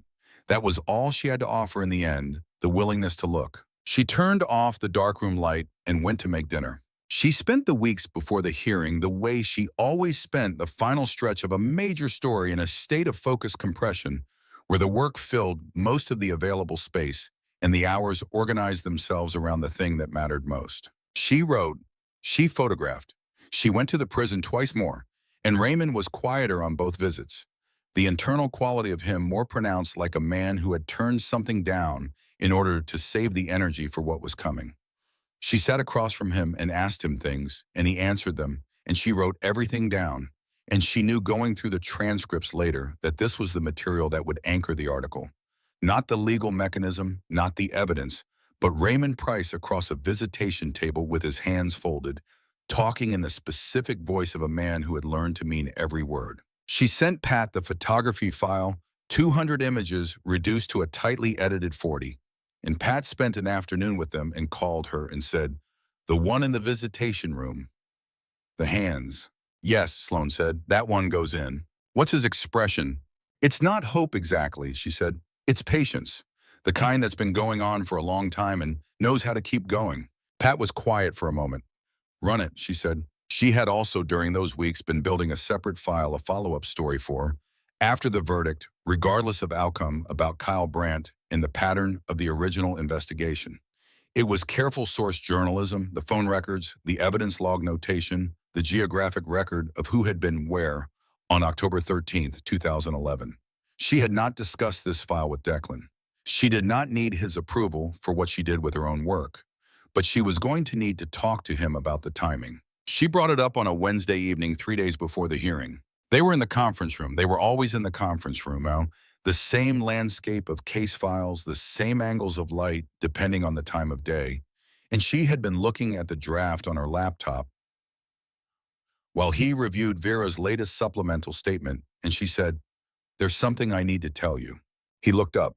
I have a second piece, follow-up for after the verdict. It's about Brandt, the full record, the pattern, the things that didn't come out in the original case. She paused. I'm going to run it 2 weeks after the verdict, whatever the verdict is. He was quiet for a moment, the quality of quiet that meant he was taking the information in before responding to it. The crossed-out notation, he said. Yes, you said you'd hold it. I said I'd hold it until after the verdict. The verdict is in 3 days. She looked at him. I'm not asking for your approval. I'm telling you because you should know, and because I've been in this office every day for 2 months, and I'm not going to manage information at you. He looked at her for a long moment. What does the piece say about me? That you built a case for 2 years with limited resources because you believed your client. That you found the evidence and made the argument. She held his gaze. The same things the first piece says, nothing that isn't true. He nodded. Is there anything in it that could be used against Raymond if the ruling goes wrong? No, it's not a piece that touches the appeal. It's a piece about what happened to the original investigation. Those are 2 different stories. He was quiet again. Outside December, Nashville was arriving, the temperature dropping, the light going earlier each day, the particular quality of a city, in its late-year version, scaled back interior. All right, he said. All right. I trust your judgment about your work, he said. That's not the same as saying I'd make the same judgment, but it's your work. She looked at him. 3 years ago, that sentence would have meant something different. There had been a time when his capacity to stay inside his own lane and let her stay inside hers had been one of the things she valued and one of the things she had been unable to receive properly because she had been so used to people treating her work as a complication rather than a fact. She understood it better now. Thank you, she said. Don't thank me. Do the work. He went back to the Vera statement. 3 days, he said. 3 days, she agreed. The night before the hearing, she sat in her apartment with her camera bag open on the kitchen table and went through her equipment methodically, a ritual she had before any high-stakes day, the professional equivalent of laying out what you needed and making sure it was there. 2 camera bodies, 3 lenses, extra batteries, an extra card. The small notebook she used in the field, not the large one she used at the conference table. She was not going to photograph inside the courtroom. She was going to photograph Raymond when he walked out. She didn't know at that point which direction he would be walking when he did. She made tea.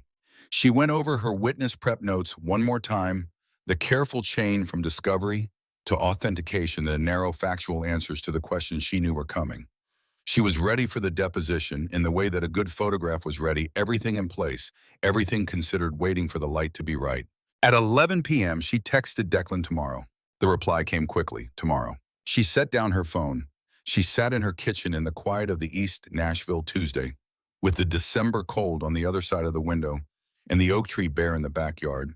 And she thought about Raymond Price sitting in Riverbend right now and about what that night felt like, the night before a verdict, the last night before you knew. She thought about what he had told her on her second visit. I've thought about that first morning, the morning after the arrest, when I woke up in here for the first time. I kept thinking if I get out today, I can still get home in time for breakfast. She hoped with the specific and unambiguous hope of someone who had spent enough time looking at the truth to know what it was worth that Raymond Price was going to be home in time for breakfast very soon. She went to sleep. She set her alarm for 6. She was ready. The second meeting with Teresa Vane happened with Mina present. Sloane drove Teresa to the Farrow and Show office on a Thursday morning, which felt like the right order, bring the witness to the legal team. Not the legal team to the witness, so that Teresa was on territory where she could feel the weight of the institution behind her. Teresa dressed for the occasion, a wool coat and good shoes and her cane with the silver handle. And when she settled into the chair at the conference table, she looked at Mina and Declan with the composed expectation of a woman who had spent 37 years teaching teenagers and had no remaining fear of rooms where people tried to establish authority. Declan took her through the November evening 3 times methodically, carefully, the questions building on each other in the way that good legal preparation worked. Teresa's account was consistent across all 3 iterations, which was the mark of actual memory rather than constructed memory. The small details shifted slightly, the way real memories did, but the core facts held in exactly the same shape every time.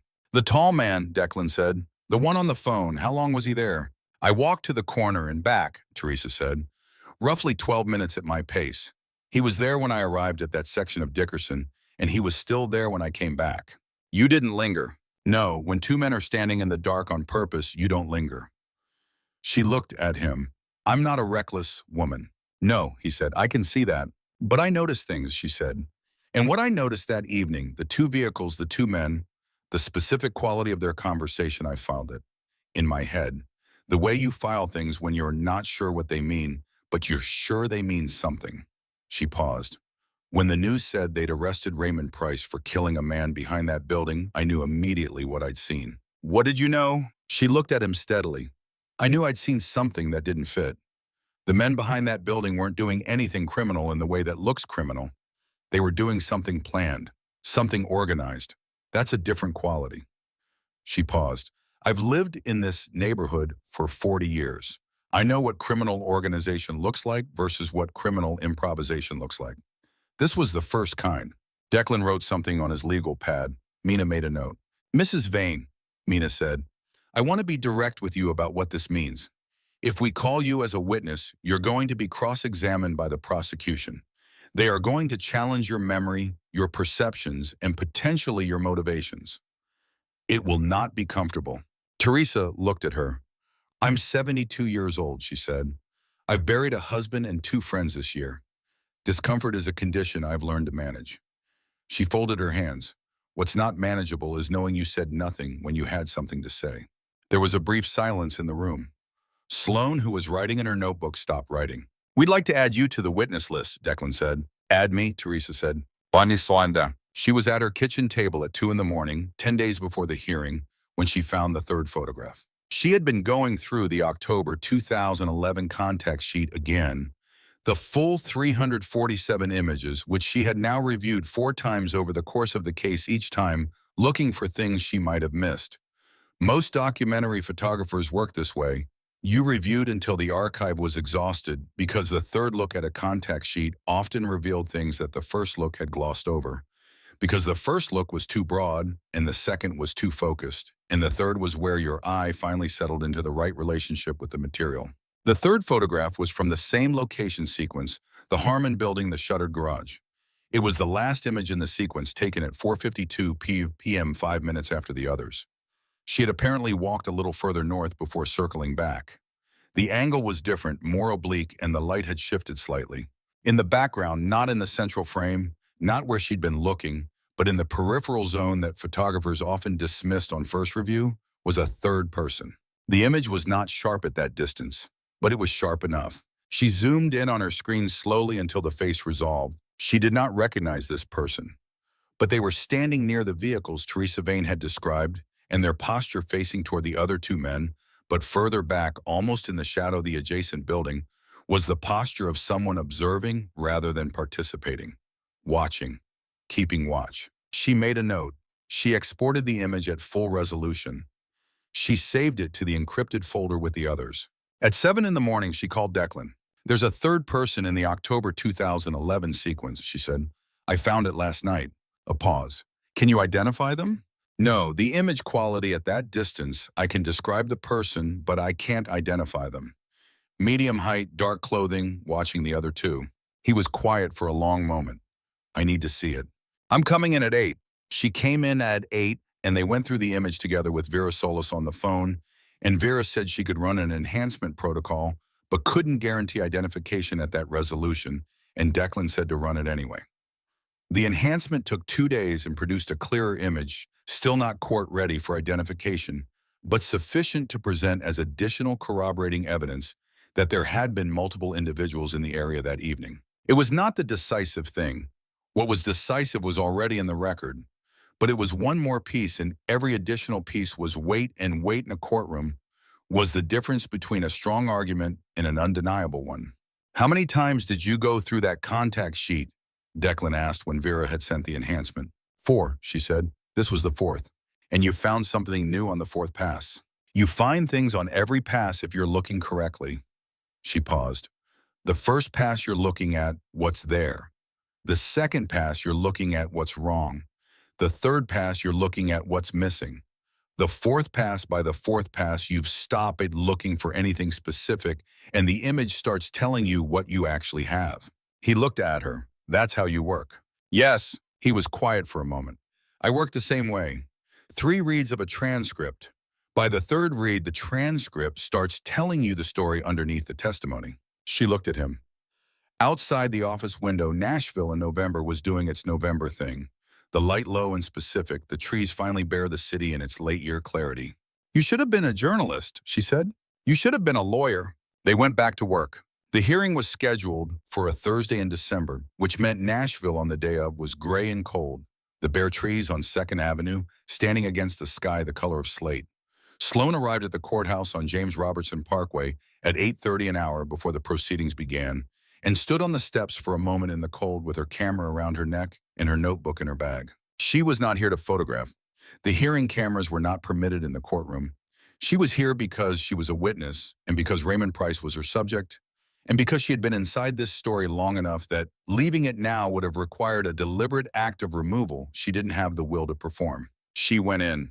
The courtroom was the Honorable Celia Marsh's, which was a coincidence that the prosecution had never tired of noting, as Mina had observed, and which had no bearing on anything except as a test of whether you could hold two facts simultaneously, that the judge was not related to the victim, and that the judge had signed the original conviction, and that both things were true, and only one of them mattered. Sloane sat in the gallery behind the defense table, and she watched Declan arrange his materials with the precise, unhurried economy of movement he always had before something important. Legal pad printed brief, the authentication report in a blue folder, the enlarged prints of the 4 photographs in a manila sleeve. He had a particular stillness when he was ready. Not calm exactly, but the opposite of agitated. The specific equilibrium of a person who had prepared for everything he could prepare for and made peace with what he hadn't. He didn't look at this gallery. He wouldn't until the hearing was over. Raymond was brought in at 9:15 in prison clothes, and he sat at the defense table with his hands folded, and he looked straight ahead. When Mina leaned over and said something in his ear, he nodded once. He did not look at the gallery either. Sloane opened her notebook and held her pen above a blank page. Ada Pauletta Haas was good, which Sloane had known from the deposition. She led with the chain of custody on the photographs.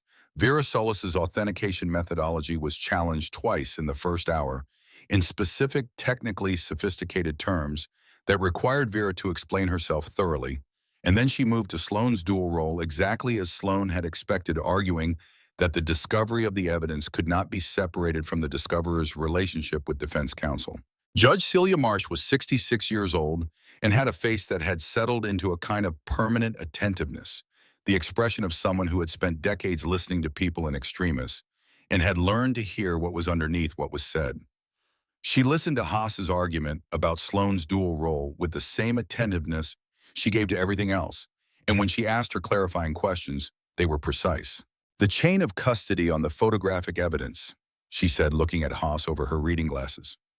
"The state's objection is that the discoverer is also the journalist covering the story, but you're not arguing the photographs were fabricated. We're arguing the discoverer's credibility is compromised by her." "I understand the argument." Judge Marsh set down her pen. "Is the state arguing these photographs were not taken in October 2011 at the location identified?" A pause. "We're not making that argument, Your Honor." "Then we're arguing about the context of discovery, not the authenticity of the evidence." "Yes, I'll hear the authentication testimony and make a ruling on admissibility." She turned to Declan. "Mr. Farrow." Declan rose. He had 7 witnesses in 4 hours. Vera Solis was first methodical, specific, the technical testimony about metadata and GPS embed in camera body serial numbers that turned a photograph from a story into a fact. She had testified in 17 federal cases, and she spoke with the particular authority of expertise, which was not confidence, but precision, the language of someone who knew exactly what she could and couldn't say, and stayed inside those boundaries. Then Teresa Vane. She walked to the stand with her cane and her cardigan, and she did not look nervous. She sat down and she folded her hands in her lap, and when Declan asked her to tell the court what she had seen on the evening of October 13th, 2011, she told it in the same direct, unhurried way she had told it to Sloane in her living room. She had been walking. She had seen 2 vehicles behind the Harmon property. She had seen 2 men. She had called the non-emergency line 2 days after Raymond's arrest. Nobody had followed up. 33 days, she said when Declan asked how long it had been between Raymond's arrest and the date the police told her the case was closed. "I waited 33 days for someone to call me back." Judge Marsh looked at her over her glasses. "Your recollection of the individuals you observed, after 11 years. "Your Honor," Teresa said with the politeness of someone who had been talking to authority figures all her life and had made her peace with it. "I taught school for 37 years. I have 8,000 students' names and faces in my head. I notice people. I don't misremember what I've noticed." Something shifted in the courtroom. Sloane felt it not dramatically, not in any single person's expression, but in the collective attention of the room, the particular quality of air that changed when something important had been established and couldn't be unestablished. The photographs came in after lunch. Declan displayed them on a screen, the 4 images from October 2011, enlarged with the metadata annotations. He walked through each one with the careful precision of a man who had spent 2 years waiting to say these words in this room.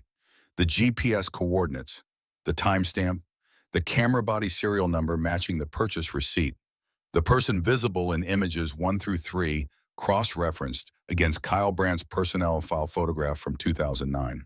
Haas objected 4 times. Each objection was overruled. Kyle Brandt was called as a witness by the state in the afternoon session. He was composed the same composed professionalism Sloane had seen at the coffee shop in Hillsborough Village, the practice register of a man who had conducted many high-stakes conversations and learned to look comfortable in them. He denied having been at the Harmon property on October 13, 2011. He acknowledged the photograph showed a person who resembled him, but said the resemblance was not definitive. He said the police-style sedan Teresa Vane had observed could have been any number of vehicles. Then Declan cross-examined him. He began with the crossed-out notation in the evidence log, the additional photographic documentation reference that Brandt had initialed in October 2011. Haas objected immediately. Declan had anticipated the objection and had prepared a brief on relevance. Judge Marsh read it at the bench and allowed the question. Detective Brandt, on October 16, 2011, you initialed a notation in the evidence log marked additional photographic documentation see attached. The attached documentation does not appear in the evidence file. Can you explain what it referred to? A pause. I don't recall the specific notation. You initialed it. Detectives initial many notations. I can't recall each one from 11 years ago. The notation was crossed out in your handwriting. If I crossed it out, it was likely an error. An error in what sense? That the additional documentation didn't exist or that you'd made an error in referencing it? An administrative error. These things happen. Declan looked at him for a long moment. Then he walked to the evidence table and picked up a printed document. This is a subpoena response from Metro Nashville Police Department received 10 days ago. It reflects the complete evidence log for the Marsh investigation, including all deletions, corrections, and initials. There are 211 entries. 197 of them are standard log entries. 11 are corrections of administrative errors. He paused. 1 is a crossed-out entry referencing additional photographic documentation. It is the only entry in the log that references documentation that doesn't exist anywhere in the file. The room was quiet. It was an error, Brandt said. His composure had not broken, but something in it had tightened the way a jaw tightened. In 211 entries, you made exactly 1 error. The error was to reference photographic documentation that doesn't exist in the file, and the notation was crossed out in your own handwriting. Declan set down the document. Detective Brandt, were you at the Harmon property on October 13, 2011? No. Were you in communication with Tommy Cord in the period before Raymond Price's arrest? In a professional capacity. He was a witness. Were you in communication with him before he was identified as a witness? A pause. I don't recall. The phone records from your department-issued device in October 2011 show 7 calls to a number registered to Thomas Cord between October 11th and October 14th. 2 of those calls took place before Raymond Price was identified as a suspect. Can you explain the nature of those calls? A longer pause. I don't recall. Declan turned to Judge Marsh. Your Honor, the defense is prepared to submit the phone records as Exhibit 31. Judge Marsh looked at Kyle Brandt. He was still composed in the way that a person who had been composed for 22 years of professional life was composed thoroughly by habit. But the habit was working harder than it had been an hour ago. I'll allow it, she said. The arguments took the rest of the afternoon and ran 20 minutes into what should have been the dinner recess. Haas was controlled and technically precise, and she built the best case she could with what she had, which was an authentication challenge that hadn't landed a witness credibility attack that had failed to stick in a lead detective who had said, I don't recall 11 times in cross-examination. Declan's closing argument was 7 minutes long. He didn't raise his voice. He walked through the evidence in sequence, the photographs, the timestamp, the GPS coordinates, the metadata chain. Teresa Vane standing at the corner of Dickerson and Meridian on the evening of October 13, 2011, watching 2 men stand behind a shuttered garage. The crossed-out notation in the evidence log, the phone calls, the witness whose testimony had been secured before he became a witness, the defense attorney's failures in the original trial. Raymond Price has been incarcerated for 14 years, he said. He is 61 years old. He has a daughter who writes to him every week. He has a grandson who is 5 weeks old and whom he has never held. He paused. The evidence before this court today shows not a reasonable doubt about his guilt. It shows the mechanism by which an innocent man was placed inside a false frame. The question before this court is whether now that the frame is visible, the court is willing to look at what was outside it. He sat down. Sloane wrote in her notebook. Her handwriting was smaller than usual, the letters compact with the effort of staying inside the professional role she had. She was not going to cry in this room. She had a job to do in this room. Judge Marsh called a recess until Monday morning for deliberation. Raymond was led out of the courtroom by a corrections officer, and as he passed the gallery, he looked at Sloane. Just for a moment, a direct, held look without expression. Then he looked forward again, and the door closed behind him. She sat in the gallery for a while after the room cleared. The December light was going outside the high windows, and the courtroom had the quality of rooms. After significant things had happened in them, slightly used, slightly charged, the air not quite settled. Declan came to the gallery. He didn't sit. He stood at the end of the row with his jacket over his arm and his legal pad under his elbow, and he looked tired in the specific way that came after something you'd been building for a long time. "It was good," she said. It was what it was. The crossed-out notation. She looked at him. Teresa Vane seeing both of them. The phone calls. "Declan, it was good." He looked at her. "Monday," he said. "Monday," she agreed. They walked out together, not side by side, not quite that, but through the same door and down the same courthouse steps into the December dark, where Nashville was doing its December thing, the lights coming up along the buildings, the air cold enough to be real. They stood at the bottom of the steps for a moment. "I'm going to the office," he said. "I'm going home." She paused. "Declan." "Yes. After Monday, whatever it is, I want to have a conversation that isn't about the case." He looked at her. The courthouse light was overhead and behind him, and it caught the silver in his hair and the tired lines at the corners of his eyes. "Yes," he said, "so do I." She walked to her car. She drove home through the December city, and she thought about Raymond Price sitting in a van on his way back to Riverbend with photographs of his grandson in his breast pocket, waiting until Monday to find out if the frame was going to be corrected or if he would spend 9 more years watching the truth stay outside it. She sat in her apartment until midnight writing. Monday came. She was at the courthouse at 8:30 again, and she sat in the gallery again, and she held her notebook with her pen uncapped above a blank page, and at 9:15, Raymond was brought in, and at 9:20, the bailiff said, "All rise," and Judge Celia Marsh came in through the door behind the bench, and the room went still. Judge Marsh sat down. She put on her reading glasses. She looked at the papers in front of her, which Sloane could not see from the gallery. Then she looked up. "I have reviewed the evidence presented in this appeal proceeding," she said. Her voice was even the professional voice of a woman who had been delivering rulings for 23 years, a voice trained to carry across a courtroom without theatrical weight. "I have reviewed the original trial record, the authentication testimony, the witness statements, and the supplemental evidence submitted by the defense." She paused. "It is the finding of this court that the photographic evidence presented by the defense constitutes material evidence that was not available at the time of the original proceeding. The authentication of that evidence has not been successfully challenged by the prosecution. The witness testimony of Teresa Vane is credible and corroborative. The phone records introduced as Exhibit 31 raise substantive questions about the relationship between the investigating detective and the principal witness in the original prosecution questions that were not raised at trial." Another pause. Sloane was writing. "The court further finds that the failure to follow up on Teresa Vane's 2011 report to the non-emergency police line constitutes a material failure of the investigation, and the unexplained notational discrepancy in the evidence log initialed by the lead detective raises sufficient concern regarding the integrity of the original investigation to warrant the granting of this appeal." The room was very quiet. "It is the order of this court," Judge Marsh said, "that the conviction of Raymond Allen Price be vacated and that Raymond Allen Price be remanded to Metro Nashville for processing and released." She set down the papers. "Court is adjourned." The room broke open. Not dramatically, it wasn't a movie. There was no shouting, no surge. The gallery murmured and shifted, and Mina turned to Raymond and said something in his ear, and Raymond Price sat at the defense table with his hands still folded and his head bowed, and his shoulders moved once, and then he was still again. He was not a man who made large gestures about large things. Declan stood. He put his hand on Raymond's shoulder for a moment, just briefly, and then he stepped back and gave Raymond the room. Sloane did not take a photograph. This moment was Raymond's.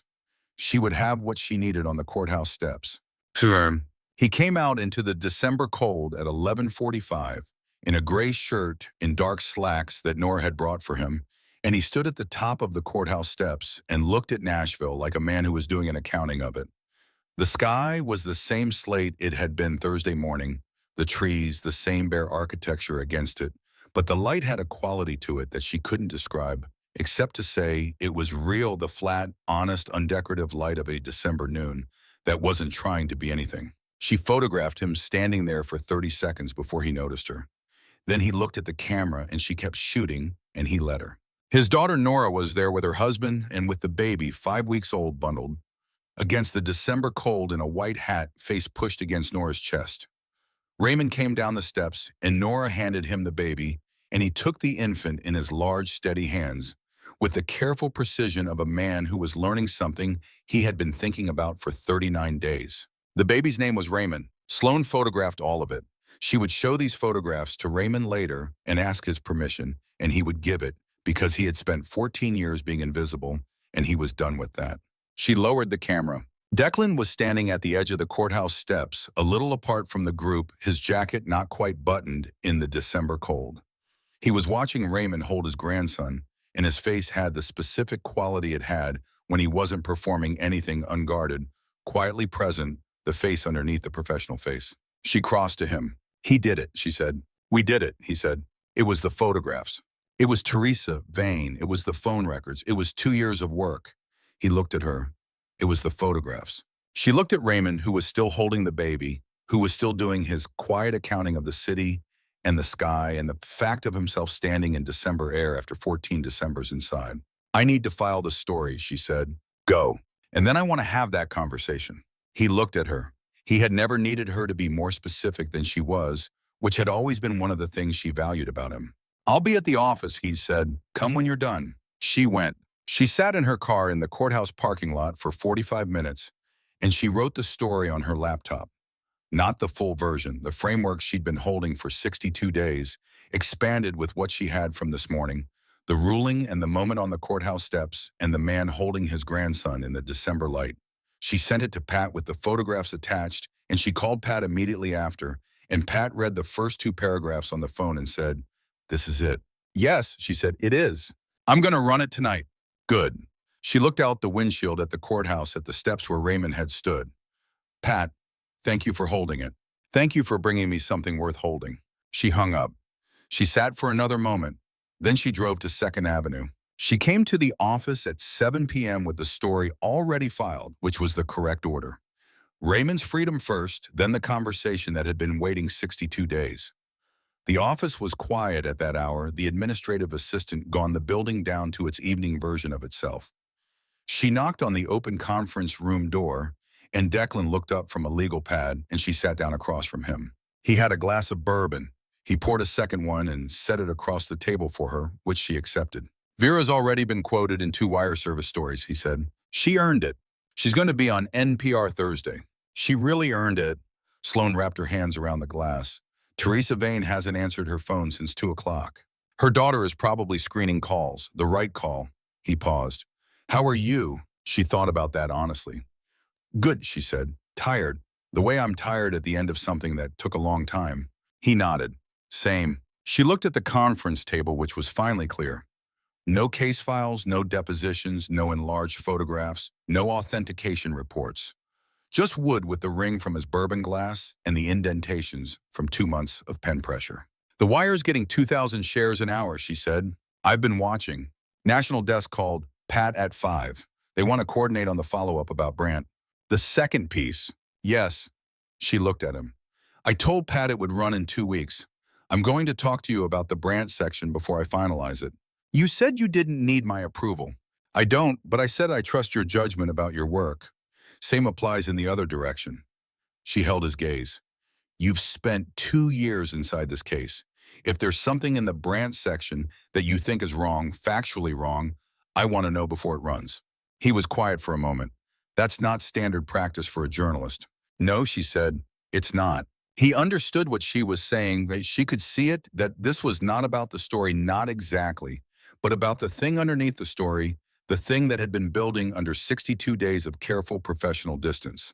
"All right," he said. Show me the Brandt draft when it's ready. I will. They sat for a while with their bourbon, and the building settled around them in the December evening, and outside Nashville was doing what it did on days when something large had shifted, continuing exactly as before. Because a city's structure did not change just because a thing inside it had been corrected. But the correction was real. It was in the record now. It was in Judge Marsh's written order, and in Vera Solis's authentication report, and in Teresa Vane's testimony, and in 4 photographs taken on an October afternoon in 2011 that had spent 13 years on a hard drive waiting to be found. Tell me something that isn't about the case, she said. He looked at her. We agreed, she said. The conversation that isn't about the case. He thought for a moment. I used to go fishing, he said. When I was in law school, there's a section of the Harpeth River about 40 minutes from here. I went every month. I haven't been in 6 years. Why not? Ran out of weekends. He looked at the window. I keep meaning to go back. You should go back. Yes, he paused. What about you? What do you do when you're not working? She considered this. I print, she said. I have a darkroom, not the work personal photographs. Things I shoot without purpose. I've been doing it since I was 22, and I almost never show anyone the results. Why not? Because the work I publish there's a frame around it. It means something specific. It's for an audience. She looked at her glass. The darkroom things are just mine. They're not for anything. I don't know what to do with them when there's an audience. He was quiet for a moment. Would you show me? He said, not as an audience, just as me. She looked at him. Yes, she said, when this is done. This is done, he said. She looked at him for a moment. He was right. The hearing was over. The verdict was in. Raymond Price was sleeping in his daughter's house. The article was filed. All right, she said, come over on Saturday. Saturday, he said. She finished her bourbon. She picked up her bag. She walked to the door and then stopped. Declan. Yes? I've been photographing this city for 2 months. The light, the buildings, the street corners. She looked at him. I have a photograph of the outside of your building. I didn't plan it. It just ended up in the frame. He was quiet. I thought you should know, she said, because I don't think it was an accident in the way I was telling myself it was an accident. He said nothing for a moment. Then no, he said. I don't think it was an accident either. She nodded.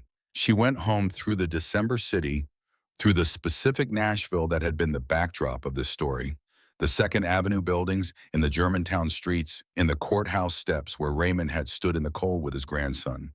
And she thought about what she had in the frame, and what she'd been keeping outside it, and about the decision to let it in.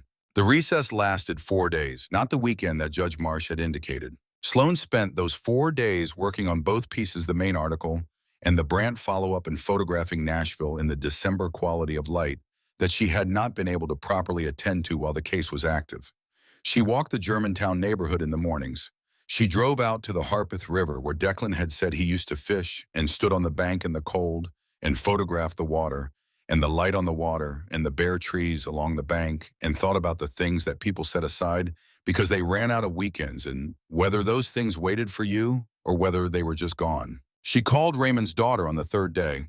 Nora answered with the controlled steadiness of a woman managing a long wait. How are you holding up? Sloane asked. We're holding it, Nora said. My husband's been working from home, so someone is always here. My dad doesn't want us to drive out for the ruling. He says he'd rather we hear it here. He would, Sloane said.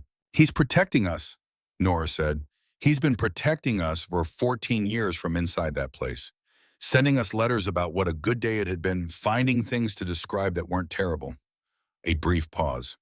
Baby Raymond had his first real smile this week. I sent a photograph. Did he receive it? Yesterday, I called and he told me to describe it again.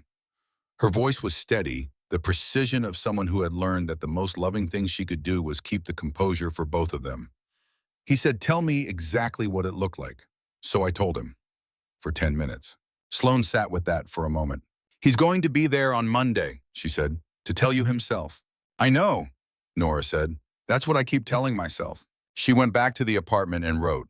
She wrote Raymond's section of the main piece for the 3rd time, and this time it was right, not the documentary version, not the procedural version, but the version that started with a man who had kept the composure for 14 years, so his daughter could maintain hers and work backward from there to everything else.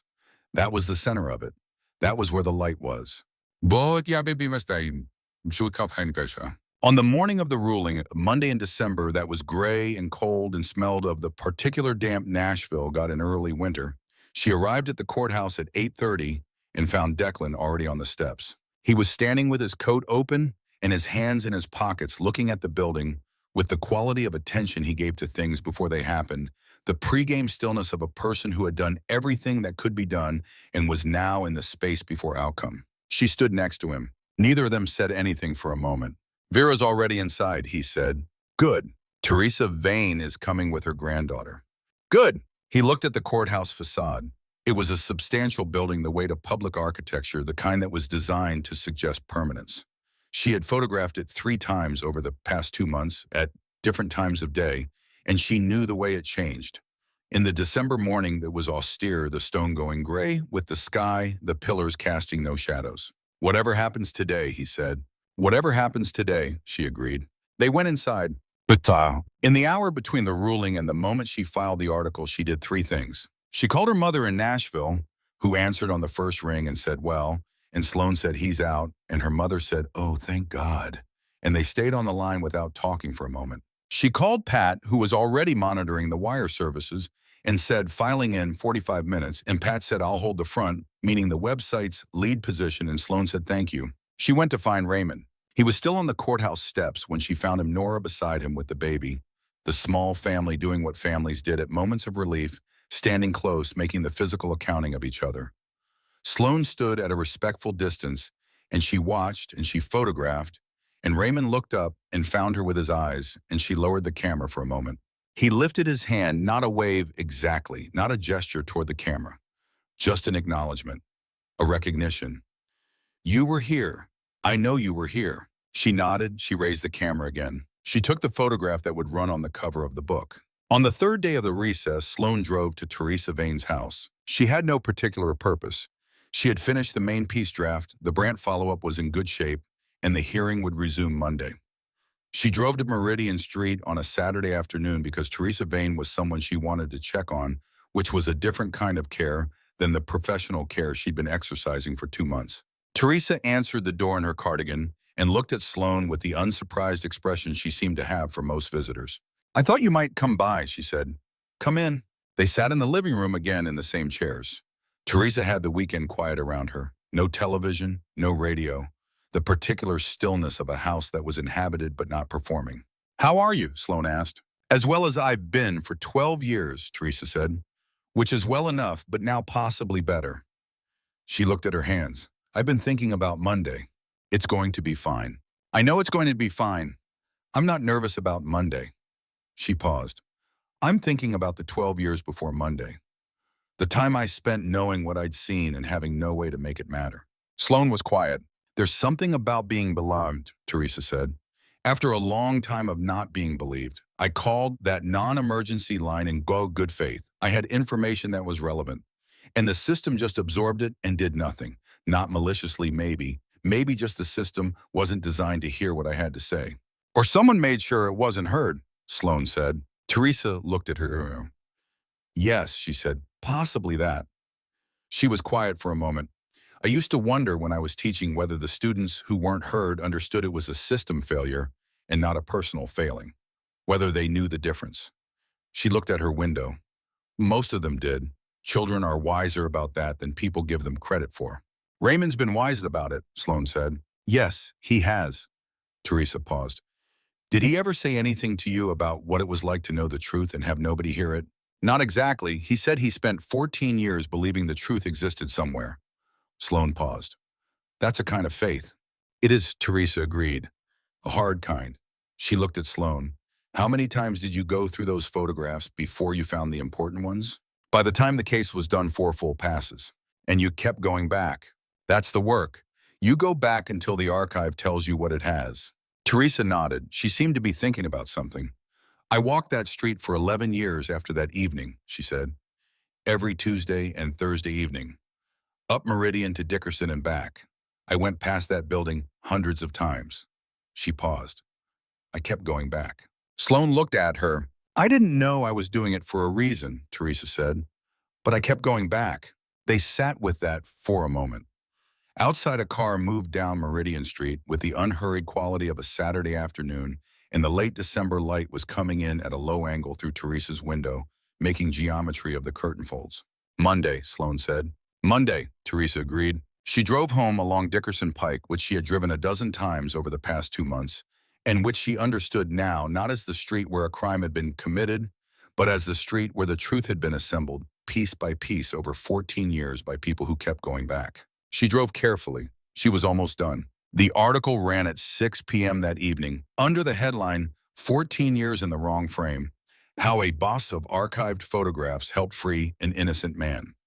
Pat ran it with 4 of Sloane's photographs, the courthouse steps Raymond, holding his grandson, the October 2011 image of Brandt at the garage, and one from inside Riverbend that she'd taken on her second visit Raymond, at the visitation table with his hands folded and the institutional light flat and honest on his face, and in his expression, the specific quality of a person who had maintained their own account of the truth for 14 years without an audience. By midnight, it had been shared 40,000 times. By the next morning, National Wire Services had picked it up.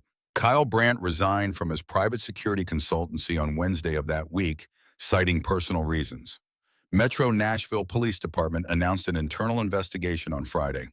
The district attorney's office did not contest the ruling. None of that was the most important thing. The most important thing was that Raymond Price slept in his daughter's house on the Monday night in a bedroom with a window that had no bars on it, and in the morning he walked to the kitchen and made coffee and stood in the doorway watching Nora feed the baby, and he didn't go anywhere. She came to the office at 7 p.m. on the evening the article ran. Declan was there, which she'd expected. He was always there at 7, especially after something significant. The lights were on, and the case files had been cleared from the conference table, and he was standing at the window again, where she had first seen him with a glass of bourbon, this time instead of coffee, looking out at 2nd Avenue. She set her bag down. He turned. "It's good," he said. "The piece. Pat's good at her job. So are you." He set down the glass. The photograph of Raymond in the visitation room. How did you get that out of him?" She thought about it. "I stopped trying to take a picture," she said. "I just talked to him. The picture happened when I stopped thinking about it." He nodded. He understood that she thought the version of that principle that applied to his work, the argument that worked when you stopped trying to win it and just told the truth. "The conversation," she said. "Yes." She sat down at the conference table, and he came away from the window and sat across from her. Not the professional distance of the past 62 days, but the ordinary distance of 2 people talking to each other. "I told you I made a mistake," she said, 3 years ago. "You said you left before you were ready." "Yes, and I need to say it plainly, not in the sideways way I said it Thursday." She looked at him. "I was in something that was real, and I left it because leaving felt like having control over something I didn't know how to want. And that was wrong. I've known it for a while. I didn't know what to do with knowing it." He was quiet for a moment. He had the quality of stillness he always had when something required care, not hesitance, just attention. "When you came through the door that first morning," he said, "the Tuesday." "Yes. I had about 30 seconds before you put your notebook on the table where I wasn't entirely sure I was going to be able to do this professionally." She looked at him. "What happened in those 30 seconds?" "I reminded myself what room I was in." He paused. "And then you put the notebook on the table and uncapped your pen, and I thought, that's who she is. She showed up to do the work. I can do the work." "You did the work," she said. "For 62 days. So did you." She looked at the table between them, the cleared surface where the case files had been for 2 months, the legal pads and depositions and phone records, and photographs of a man who was asleep in his daughter's house tonight with no bars on the window. "I'm going to Charleston in 6 weeks," she said. "The Southern Wire has an assignment, a long-term housing documentation project. 6 months, maybe more." He looked at her. "I'm not saying that the way I said Mexico," she said. "I'm saying it because it's true and you should know it. And I'm saying the other thing, the real question, because you should know that too." She met his eyes. "Is that something you want to figure out how to do?" He was quiet for a long moment. Outside December, Nashville was doing what December Nashville did. The lights along the buildings, the cold, clean air. The city indifferent and specific at once. "Yes," he said. She nodded. "Okay." "Yes," he said again more clearly. "I want to figure out how to do that." She looked at him. He looked back at her. The conference room had the quality of rooms after important things slightly used, slightly shifted, the air still carrying the weight of everything that had been said and decided inside it. "Have you eaten?" she said. "No." "Come on." She stood up. She picked up her bag. "There's a place on Germantown I've been meaning to try." He got his coat. They went out through the Farrow and Cho door and down the stairs and onto 2nd Avenue, and Nashville was cold and lit and not particularly interested in them, which was fine. The most important things rarely required an audience. What happened afterward was not dramatic, which was right. Most lives, when they finally found their shape, were not dramatic. They were specific. 6 weeks after the verdict, Sloane went to Charleston. She spent 7 months there documenting 3 neighborhoods in the process of long-term displacement, producing work that would eventually be collected in a book called At the Edge of the Frame. She called Declan most evenings because she had learned the lesson and was not going to have to learn it again. He drove to Charleston twice, once in February, once in April, and stayed for long weekends, and they walked the harbor streets, and she photographed things that weren't assignments. And he read on her porch in the early mornings with the specific contentment of a person doing a thing they hadn't known they'd been missing. She came back to Nashville at the end of September. She still lived in East Nashville, in the same house with the oak tree in the backyard. He had an apartment in Germantown that he was subletting on a month-to-month basis by the time she returned, which was not a conversation they had explicitly, but which she noted and did not pretend not to notice. In November, she built a proper darkroom in the garage. He helped with the shelving, which he was better at than expected, and they spent a Saturday afternoon doing it. And in the evening, they sat on the back porch with the neighbors' cats and listened to the neighborhood settle into Saturday night, and she photographed his hands on his coffee cup without his knowing, because they were exactly the hands she wanted to have a record of. Raymond Price spent the winter with his daughter's family. In March, he began volunteering at the Nashville Public Library, running a reading and literacy program for adults, an extension of what he had built inside Riverbend, only now in a room with windows and no officer at the door. He called it the Open Page Project. By June, it had 12 participants. By September, 22. The Metro Nashville internal investigation into Kyle Brandt's conduct concluded in May. The findings, 114 pages, were released publicly. It was not everything Sloane had hoped. Brandt was not charged with criminal conduct, the standard being difficult to meet, but the record was corrected. His name was in it, and the crossed-out notation was in it, and the investigation findings were in it, and public records were permanent. The Wire ran a follow-up. Sloane wrote it. She ran it with 2 photographs, the October 2011 image of Brandt at the garage and the photograph of Raymond on the courthouse steps the day of the verdict, holding his grandson in the December cold. The caption on the second photograph read, "Raymond Price, 61 minutes after his conviction was vacated." He had not been outside without supervision since 2011. She was in the dark room on a Tuesday evening in November, the 2nd November after the verdict, when Declan came home and knocked on the darkroom door with the particular knock he had developed 3 beats that meant, "I'm here, but not interrupting." "Come in," she said. "It's the safe light." He came in. The darkroom was red-lit and warm, the smell of developer and stop bath, and the particular chemistry of images becoming real. He stood in the doorway and watched her work the paper through the tray, and she watched the image come up, a photograph from that morning. The low November light on the Cumberland River, the surface of the water doing what water did when the light was at a particular angle. "Good," he said. "I think so." He leaned against the doorframe. He was wearing the flannel shirt she had bought him in Charleston, which he wore on the weekends, the way he wore his good suits during the week without thinking about it, just as the right thing for the context. Raymond called and he said, "How is he?" "Good. He wanted to know if we'd come to the Open Page holiday dinner in December." He paused. He said, and I'm quoting, "Bring the photographer." She smiled.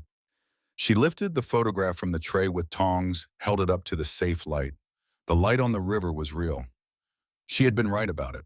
"Tell him yes," she said. She placed the photograph in the fixed bath and set the timer. The darkroom hummed around them. He stayed in the doorway, which he always did when she was printing, not helping, not hovering, just present. She had learned to value that particular form of company, the person who understood when to be there and when to be background. "The light this morning," she said. "Did you see it on the river?" "Yes. That's going in the book." He nodded. He had read the draft of At the Edge of the Frame in manuscript and said very little about it except that it was right which was the most useful thing anyone had said to her about it. He had a sense of when to use words and when not to, which was rarer than it should have been. The timer went off. She moved the print to the wash. Outside, through the small, high window of the garage darkroom, the November sky was the particular dark of a Tuesday night in Nashville. Not dramatic, not decorated, just the real dark of a real city in the middle of a real week.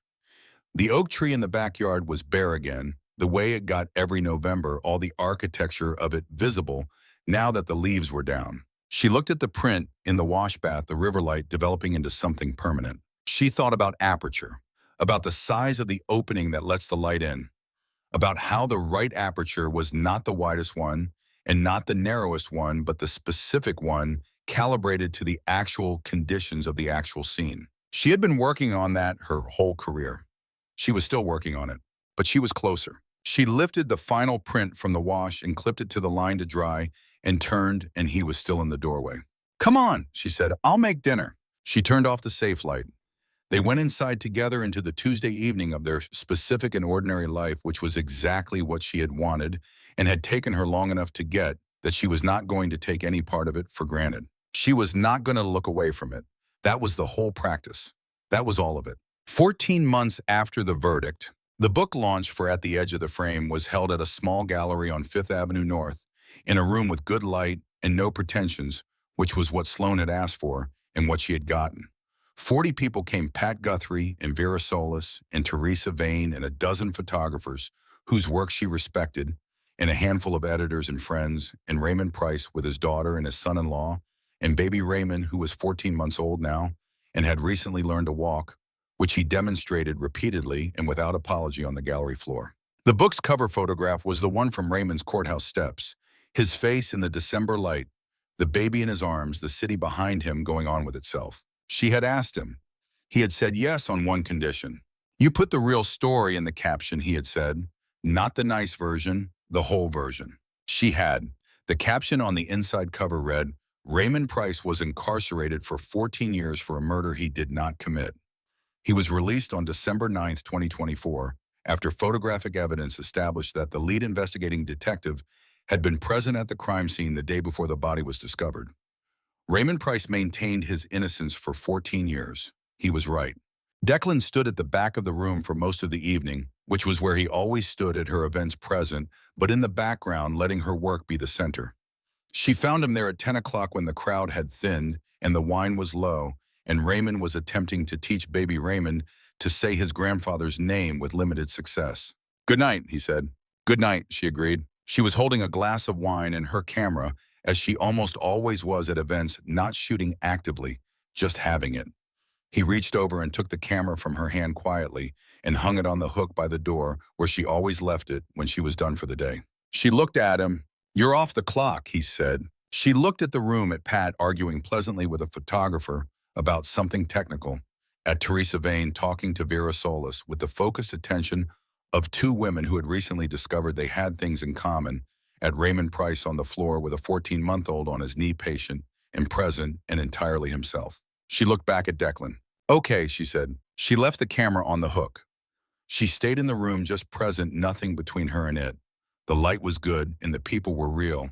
And outside, Nashville was doing what it did, indifferent and specific, the city that had been there before all of them and would be there after. It was exactly the right aperture. And he came on Saturday. She opened the door, and he was standing on the porch in the same flannel that would later become his Nashville weekend shirt, holding coffee he'd brought from the place on Gallatin that had been her recommendation. And she took the cup and stepped back and let him in, and that was that. She showed him the darkroom prints. Not all of them, she had years of them, boxes and hanging lines and stacked folders, the private visual record of 12 years of being in the world. But the Nashville ones, the things she'd been accumulating since she came back. The street corners and the light angles and the river and the bare trees in Germantown in November, and the courthouse exterior, and the particular quality of early morning on Dickerson Pike. He looked at them carefully, the way he read documents, with the full attention of someone who understood that things repaid close reading. The print of his building was on the hanging line. She didn't point to it. He found it. He looked at it for a long time. Then he looked at her. "When did you take this?" he said. 3 weeks ago, walking. The light was good on that corner. He looked back at the print. You kept it. I keep everything. That's not what I mean. She looked at him. No, she said. I know what you mean. He set down his coffee cup on the printing table. She set down hers. The dark room was cold in the December morning, the small space of it close to the prints hanging around them like the visual inventory of 2 months in a city she had grown up in and left and come back to. She had been for 3 years not coming back to this. She was done with that. She crossed the small space between them, and he met her halfway, and the thing that had been building since the Tuesday morning when she'd walked through his office door was finally where it had always been going, which was nowhere complicated, just here. The Brandt piece ran 2 weeks after the verdict as planned. The Metro Nashville internal investigation was announced the day after. The DA's office declined to comment. Two former colleagues of Brandt's who had seen Sloane's photographs reached out to The Wire with corroborating information about his investigative practices carefully with anonymity, and she incorporated what she could verify and set aside what she couldn't. Brandt hired a lawyer. The lawyer issued a statement calling the reporting biased. The statement was not supported by any factual counter-evidence because there was no factual counter-evidence. The public record was the public record. Declan reviewed the draft of the Brandt piece before it ran as she'd offered. He noted 2 places where her language was stronger than the evidence strictly warranted, and she tightened them. They had a brief professional argument about one of the characterizations she wanted to say deliberately withheld, he thought failed to document, was more defensible. And in the end, she used a construction that was accurate and precise, and neither of their first choices, which was the nature of collaborative truth-telling. The piece ran on a Tuesday. That evening, she went to his apartment for the first time, the Germantown apartment, the one he was subletting on month to month with the second-floor window. She had photographed from the street, and they ate dinner at the small table, and she looked at the window from the inside, which was different from looking at it from outside, and she thought about how most important things were different from one side than the other. Raymond came to her gallery opening on a cold February evening and stood in front of his own photograph for a long time. It was the courthouse steps image, the December light, the grandson in his arms, the city behind him. He had authorized it himself on the condition she remembered from their conversation in Riverbend, put the real story in the caption. She stood next to him in front of it for a while, not saying anything. That's what I looked like, he said. Yes, I looked tired. You were tired. He was quiet for a moment. The baby little Raymond, now 2 months old, was being held by Nora near the wine table, the small face turned toward the room with the alert attention of infants, which was the attention of people who had not yet decided what to pay attention to, and were therefore paying attention to everything. The man in the photograph, Raymond said. The Brandt photograph, October 13th. Yes. Where is he now? Out of work, she said. Under investigation. It's a process. I don't know where it ends. He nodded. But it's in the record. Yes, she said. It's in the record. He looked at his own photograph for another moment. Then he said, you know what's strange? I remember that morning. Standing on those steps. I remember it was cold and I could see my breath, and I thought I'm standing outside and I can see my breath. I couldn't remember the last time I'd seen my breath. Inside, it's always controlled temperature. He paused. I didn't think about the photograph. I wasn't thinking about anything except that I was cold and my grandson was warm against my chest. She looked at the photograph. The December light, the baby in the old man's hands, the face of someone in the specific moment of understanding that the frame had changed. That's what you look like, she said, when you're not performing anything. He looked at her. I know, he said. I've had 14 years of practice. He went back to his daughter, and Sloane stood in front of her own photograph for a while longer. Then Declan found her and handed her a glass of wine and stood next to her in the warm gallery room, and after a while she said, this is the best work I've ever done. Yes, he said, it is. Because of Raymond.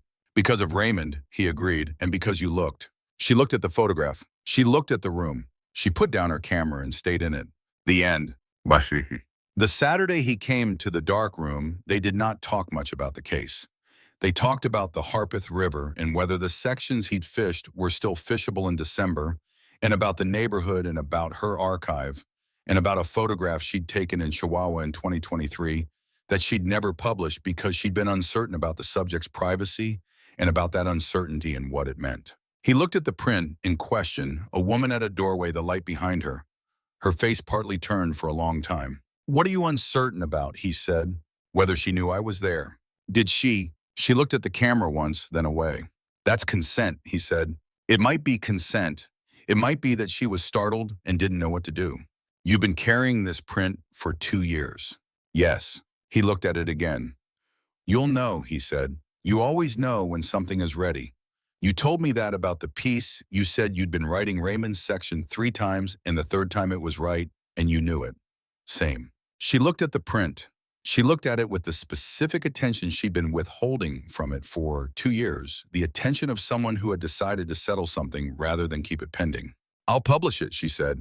Good. She moved the print to a different line. She looked at the Nashville prints, the river, the bare trees, the street corners, the building on the corner of Jefferson and 4th with his window in the upper left. What do you do with them, he said, the personal prints? Keep them. Make books sometimes just for myself, not for print. Small editions. Handbound. I'd like to see the books. She looked at him. I've never shown anyone the books. I know. He held her gaze. I'd like to see them. She considered this with the same care she gave to important decisions, not fast, not performed, but actual. All right, she said. She went to the shelf and pulled down the box of hand-bound books, 12 years of them, the small volumes she'd made in apartments in 4 countries, the private record of what she'd noticed when nobody was watching. She set them on the printing table between them. He opened the first one with the particular care of a person who understood he was being trusted with something. She watched him. She had photographed many people reading, but she had never photographed him because she had not wanted to manage the distance of the lens between them not here.